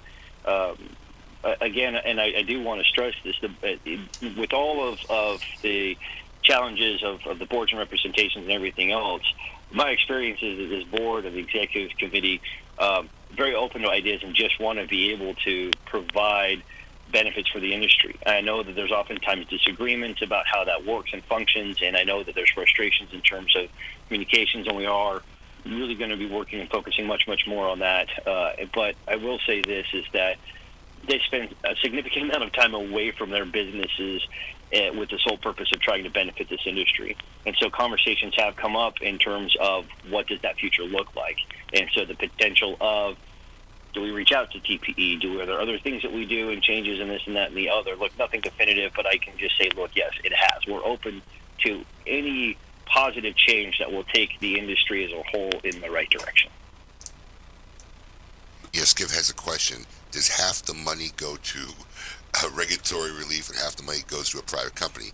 Skip, we're not going to answer all your world questions, Skip. This is just a framework, Skip. This is his chance. Yeah, Skip, we're not solving it, we're not addressing it, but what I'm saying is I think it's a viable option. I think it's an option that could be explored, and I do believe that if you look right, a solution can be found, right? I mean, there's solutions out there if you look hard enough, and I think a bigger, newer show, maybe that would have an aspect of it that I'm not accustomed to normally seeing, right, would excite me, and maybe I would go, and I think the synergies would work. I think the timing and the fighting of the timing, because right now there really is a pull as far as I see in two different directions. I think a lot more people are going to TPE.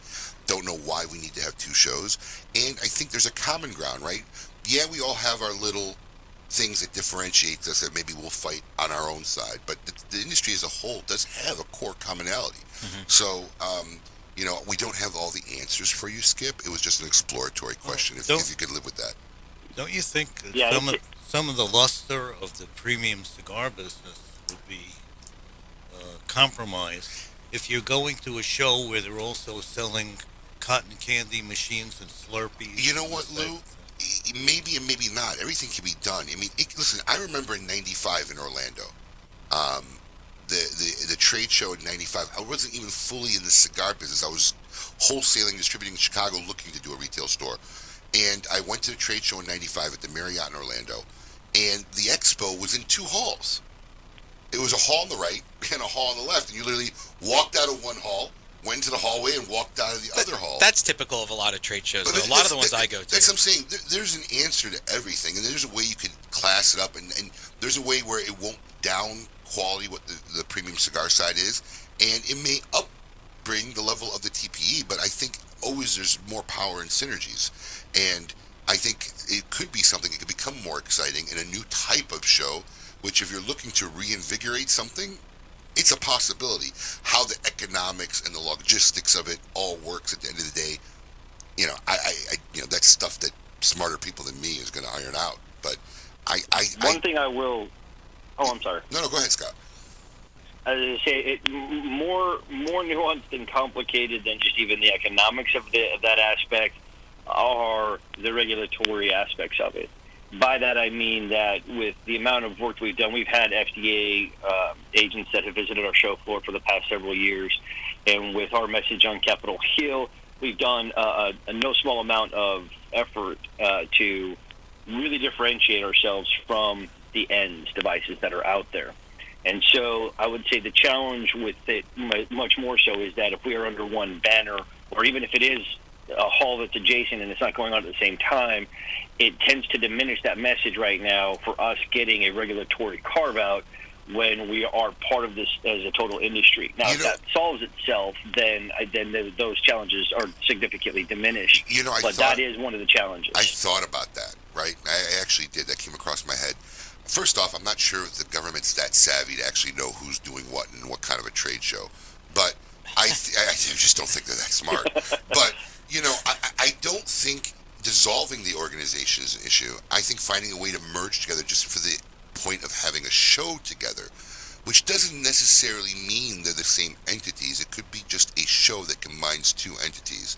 So, it's a synergy of location.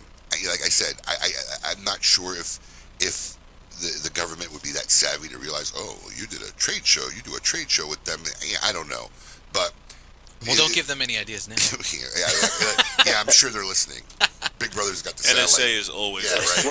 Well, again, the FDA and the tax department, et cetera, they do come to the show every year for art specifically. So, maybe in the next 6 months or so, we kind of have our regulatory issues mostly resolved, but that is just kind of one of the main things is that, unfortunately, the optics do oftentimes away when we're going into policymakers. And if there's any connection that they make, particularly because the health groups and the the campaign for tobacco-free kids and everything else, they have significant influence and very deep pockets. And anytime they get any kind of sniff of anything, they attack.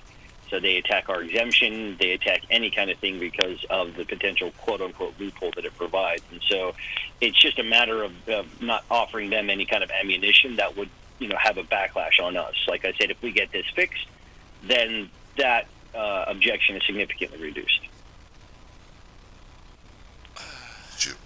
No, I mean, no.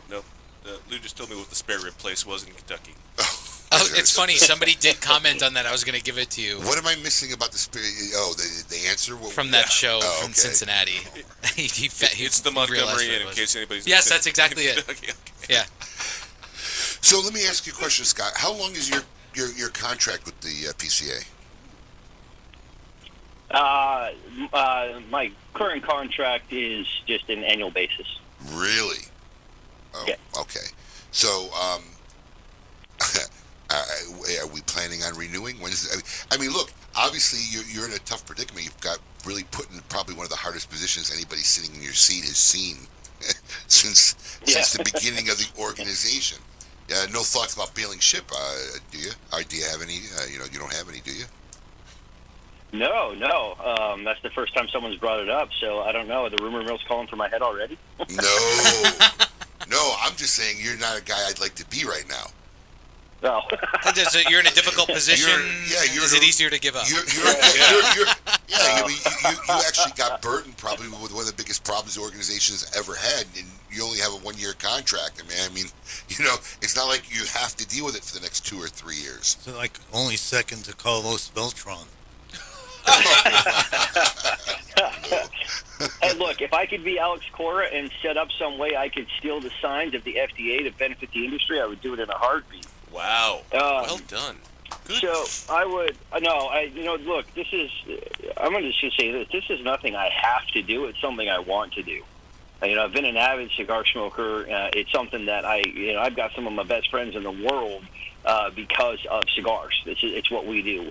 And so, this is tough, but at the end of the day, this is a small time frame for us. But the reality is that we've got such a good team in DC right now. We're all riled up about what we can accomplish for the industry, not just regulatory, but how we can really take this association to new places that can benefit everybody that's involved. And so, look, I've never seen this as a job I have to do. It's something that I want to do, and the challenge is there, but it's actually another reason why I'm enjoying it. It's tough. I might have aged probably 30 years in the past week, but at the end of the day, if I didn't have that passion, then I don't think I would care. I wouldn't be on this show. Wouldn't have been on Coop Show till 12:30 on Thursday, and other places and other things. And so, while there's no plans for me to bail anytime soon. I've talked about this at length with executive committee members and board members about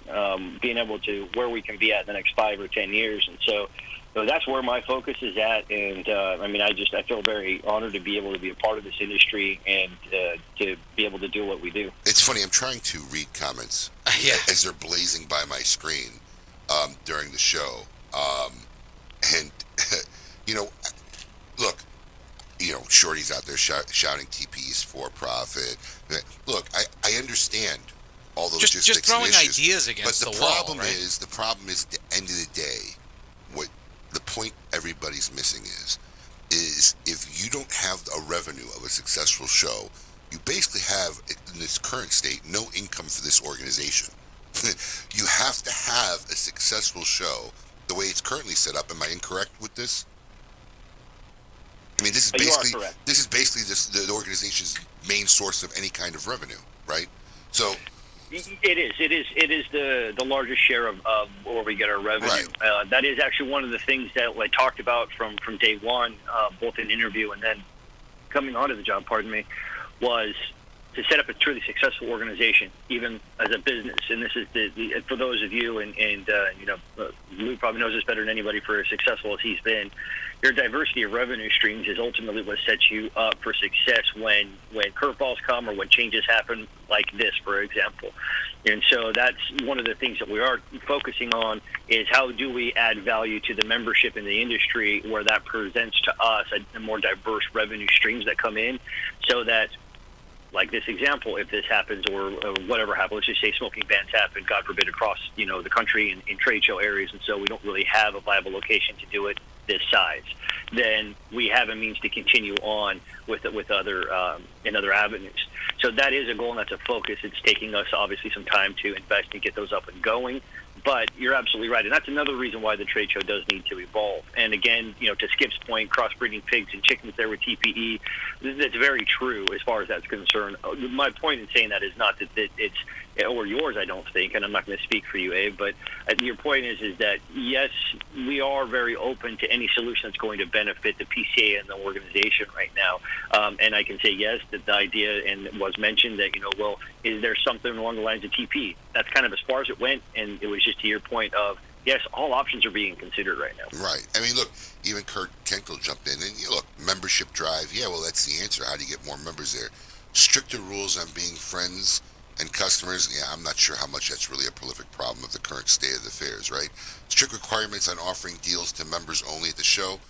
Well, if Kurt can figure out how that can be done, he's a smarter man than anybody I've met, because the pre-selling and the deals before the show. Kurt is a smart man, though. Yeah, well, I mean, that's a solution. I don't think anybody can ultimately control at the end of the day. Educating retailers and the quality retailers, yeah, that's always a good thing, right? I mean, my favorite point about the whole thing is better bacon at the opening breakfast. I mean, these are things that kind of aren't pivoting but need to be done. But better bacon never hurts anything, if you ask me. You never go wrong with That's bacon. I'm sure he's watching. Can I ask you, have you ever had bad bacon? Well, it's kind of like sex, right? Even when it's bad, it's still good. I mean, pizza. I mean, I don't think that there's better bacon and there's amazing bacon, but I don't know if there's such a thing as bad bacon. Yeah. I think bacon sells. So that's the key. Then we just do it with bacon. Add bacon. We just do it with bacon. It's one of the world's great products. Right? I'm leery of people who don't like bacon. It's like people doesn't like bacon. I know people that don't like bacon, and they're not vegans or vegetarians. They just don't like bacon. Yeah, and it's kind of like, for me, people who don't like dogs. Right? Don't trust them. I'm not saying they're bad people. I'm just leery about their, mental state. If you don't like bacon and you don't like dogs. I've never met anybody who doesn't like bacon. Oh, well, I can introduce you to some. Well, you are weird and have weird friends. I don't know if you are. But I don't know if I want to meet him at this point then. The one question I have is, and obviously maybe I'll get some flack from the industry about this, but pretty sure you will. Yeah, but I'm in a different industry, kind of entirely in my day job, and I go to shows all the time. And I've been going to trade shows for other brands that I've helped build and strategic branding companies that I worked for. It seems this show is very, very focused on specific show deals, or at least that was the idea behind it.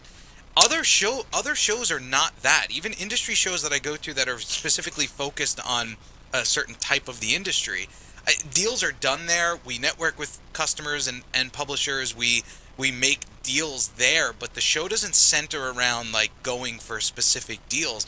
It's more centered around like education, meeting pillars of our industry, where I sit and get to see Richard Branson speak about advertising and how he built his business.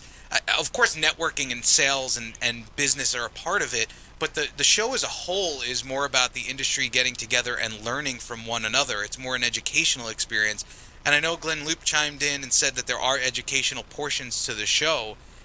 Scott, is that something that you guys think? I mean, is it as simple as the show needs to go in a different direction? Abe, is that crazy? We talked about this. I don't know.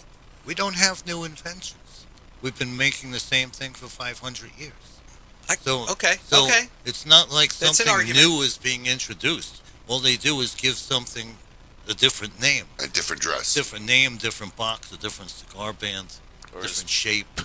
But then again, Lou, you know what? I'll counter that, play devil's advocate. Guys like Risty coming out with a different product. It's an altered product. It's still the same thing. It's leaves bunched up in a cigar, but there's the CBD cigar that he released, and there are more maybe innovative additions to the industry that I guess at the end of the day, it's still the same basic product. It doesn't affect it as a volatile level as other markets. I mean, how many times are you going to come up with something like that prevalent, like CBD, say, we could use this as an additive or whatever, and then that also plays into a lot of the bigger problems of why we're dealing with FDA stuff. Right. Too. I know that's an argument as well. It's a very convoluted thing, and I'm sorry to our listeners because there's tons of questions, and everybody, we're not going to solve the world problems in a 2-hour show. We're doing the best we can.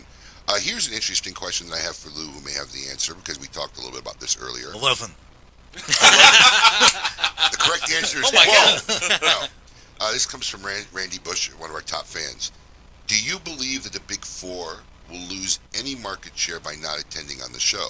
On the flip side, will they gain any market share if they do by attending? Because one of the things that I was talking about too is this is a good opportunity for a lot of mid-level and smaller guys if attendance can be maintained, right?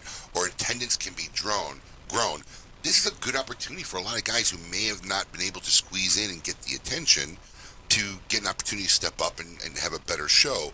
Do you think that this will hurt market share for the Big Four? Let's answer that one first. I think the Big Four are going to keep losing market share indefinitely because this is a strange industry where all you need is some tobacco, a chaveta, and a table, and you can start manufacturing something And it's new. easier today now to get your brand out there than it ever was. The only place where you've never seen any new competitors Cigarettes is in the mass market cigar business, which requires extraordinarily expensive machinery. And a lot of money. Right, and technicians and people to keep these machines running. But as far as making a handmade cigar, you could start a handmade cigar company in your office, right on your desk there. And get it out there very easily. So you think they're going to continue losing market share? They will continue to lose market So share. with that being said, do you think not going to the show is going to ultimately hurt them? No, I don't think it'll hurt them at all. It won't hurt them any more worse than what they're going through anyway. Right. Okay. Interesting. Very interesting. How do you feel this is a good time for some of the smaller guys? Is it a good opportunity for them to seize the day of what's going on in the show? If I was a smaller guy, I'd be at the show, yeah. Right. Now's the time more than ever, right? Yeah. Scott, I got a question for you because this is one of the things that kind of bothered me over the years because I'm a kind of firm believer if you always look at the bottom line of things, you tend to get in trouble. And one of my complaints about the show, right, and I'm sure most of the decision making is the bottom line was, hey, let's sell as many booths as we can. And I believe like growing a good tree or a bush, things have to be pruned. I was always a proponent of limiting booth space, right?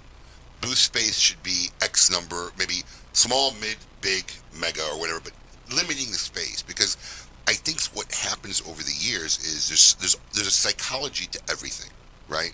And as this footprint keeps getting bigger and bigger, and attendance is even say maintained equally, the show just keeps looking deader and deader. And if I'm a mid to small level guy, right, and I'm at a trade show and I haven't seen anybody walk in front of my booth, what I say to myself then is, wow, this show sucks. They're not bringing anybody here, right? Now, the show's half the footprint, and there's bodies strolling all day, every day across me, and I'm still doing no business. My attitude is, wow, I suck. I got these people walking through. How do I get more of these guys to stop and say hi to me at my booth?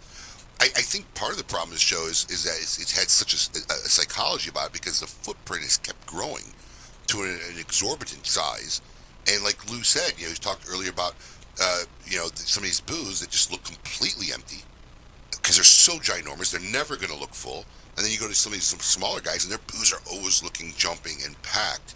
Is there any plan or is this even a concern or is a thought about limiting the size of the show? Because I know it's kind of an oxymoron, right? You want to create revenue.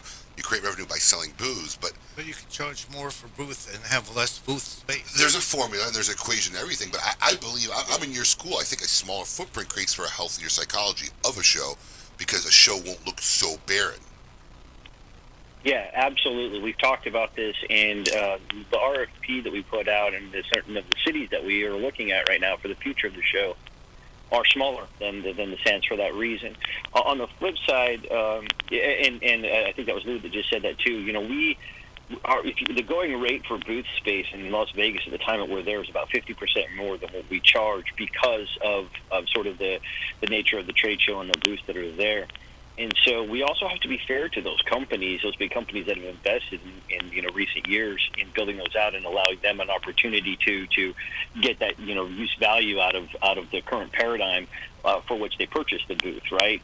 And so it comes down to kind of balancing those natures. But yes, I can tell you that right now we are looking at new models of the trade show, particularly to your point, right? The larger the trade show floor, the more empty, quote unquote, it is going to feel. I was at an association event in summer where I was going and meeting with a bunch of different destinations to see if they had exhibit space that was in fact big enough and that we could smoke in.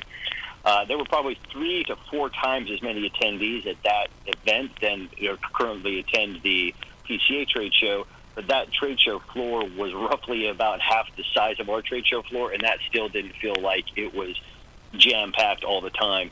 So there is a lot of merit to that. I don't think that there's really an argument against that. It's just how do we do it in a way, how do we transition in a way that does not put overdue burdens on people who lose investments in the booths and some of the other things that they've done because of the current paradigm of the trade show. I got a question from Skip Martin for Lew. Though Skip spaced it across 4 different comments. Thanks, Skip. Of course he did. Okay. Now once again, Skip kind of exists in a reality that most of us don't. So I'm just going to pose this question out there. Keystone margins become the norm. Yeah, I don't know if it's become the norm. It's been the norm as far as I can remember. Has Keystone not been the norm for you since? No. Okay. So was it less than Keystone or more than Keystone? No, it was less than Keystone. Okay, so in your opinion, do you know what happened or at what point did Keystone become the norm? Well, as they kept raising the price of cigars and coming out with, cigars like Macanudo Vintage or whatever, they made those Keystone. The higher end cigars. Right, if you were buying a Macanudo Rothschild, it was not Keystone. It was 25, 12, and 2. Okay. Which is 38 point something %. So basically, when manufacturers wanted to come out with a premium, right, and maybe sell it to you at a wholesale price that you thought was unheard of, their answer to that was, yeah, but you're going to make Keystone on it. And retailers got excited about it. And then eventually that became the norm. Yes. Okay, so now, he also says, with some retailers demanding as much as triple Keystone, which, I've never heard it, I've never seen it, but, Skip, you may get it. People are asking you for it. Triple Keystone. Only in a strip club are you going to find out. Let me just go back to one thing, which is the mentality that's out there is forcing prices to be higher than they're supposed to be. Because right now, what I see from most retailers is they have their cost, and then the state tobacco tax, whatever it might be. Right. And then that's their Keystone mark. In other words, they're keystoning the tax. They themselves are collecting as much money as the state of wherever state they're in. Well, by keystoning the tax as well. That's the second part of the question, Skip, because he didn't ask it all in one bubble. You notoriously built, I like his use of the word notoriously, grew a thriving business on much less. Do you think Keystone margin is broadly sustainable in today's retail world? What do you say to the retailers who are unable or barely able to survive on less than Keystone margins? I don't believe in margins at all. I just believe in net profit. So I would rather sell something and make $1 than not sell it and make $5 and not make $5.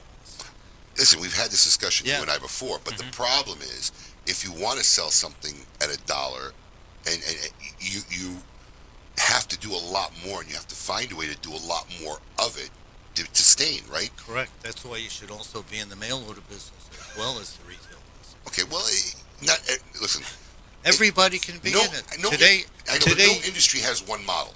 Yeah, but no industry has one model, right? That is a model. There are websites that set up everything for you. You don't have to do anything. I understand, Lou, but just like you talk about the mass market, right? To do what you're talking about doing, it's not just, hey, I can set up in my garage. I can have the buying power to buy so I can be able to sell at a mass market level and a website level because no one's going on the web to pay ultra premium pricing. Most of the web shoppers are looking for deals because the guys who aren't concerned most of the time are going to the brick and mortar stores. They're paying the MSRP. The guys shopping on the web, for the most part, are looking for, and you know it better than I do, what's the best price I can get? What's the best deal I can get? But they deserve it because I'm not saying they don't, but what I'm saying is not everybody could do that. You're saying everybody should get in the mail order business. Not everybody has the ability to buy in that kind of scale to be in the mail order business. Crystal, the majority of people who buy cigars in cigar shops buying single cigars, whereas everybody just about everybody on the buying by mail or buying boxes and bundles of cigars. They're two separate businesses. Well, I mean, I think the answer to that, and the answer, Skip, is I think there's an evolution of the tobacco shops, right? In the states where it's allowed, they're opening up bars with cigar shops. In the states that aren't allowed, I've seen other sporting goods with cigar shops. I mean, there may have to be an evolution process. The manufacturers themselves have put retailers at a disadvantage. How? By launching so many products. They can't keep up with the... There's no individual, there's no single... We had some of the biggest cigar stores ever built, 30,000 square feet cigar stores. There's no way you can carry everything. Yeah, only a mail order operation can carry everything. Well, listen, it has been a phenomenal show. Scott, thank you for joining us. Thank you for all the information you have given us today. Best of luck with your future endeavors, and hopefully you don't age another 30 years in the next couple of weeks. And we'll keep in touch. Yes. We look thank you guys very much for having me on. I really appreciate the opportunity and appreciate everything you guys do. Obviously, we couldn't get as much as we'd like to in today, but let's have you on again as things progress, and you can update our listeners as to what's going on with the show. Fantastic. Anytime you guys will have me, I'll be on. Absolutely fantastic. Thank you. Lew, thank you for being here today. It is always a pleasure, sir. Great. Hopefully you will be on again soon because, well, we could just do 3 hours with the things you've done in this world. Yeah, well, I'll come back anytime you want. Absolutely. That is fantastic. When you're not golfing. Yeah. Right. or buying wine for Lavonda. Yes. Oh, is Lavonda a big wine drinker? She like wine? I mean, no, Lavonda, she's at night she'll drink wine. Oh, okay. Is she into wines or just drinking any wine? Okay. No. My wife and I just did our first trip to Napa, and we kind of got a little bit of the buzz and kind of got a little bit into more wine than just casual drinking lately. And basically, he's saying he's a pinkies up kind of guy. No, that's a Juan Hu drink. That's the way Juan Hu does it. But Juan Hu, that's his new name. He sounds Hawaiian, Juan Hu. I expect him to come out with a ukulele now and a little, do a little luau song. Oh, he's going to be in a grass skirt, great, and a coconut bra. Please, dear God. What was that famous Hawaiian singer, Don Ho? Don Ho, yeah. What was his song? Tiny Bubbles? Under the Rainbow? Tiny Bubbles?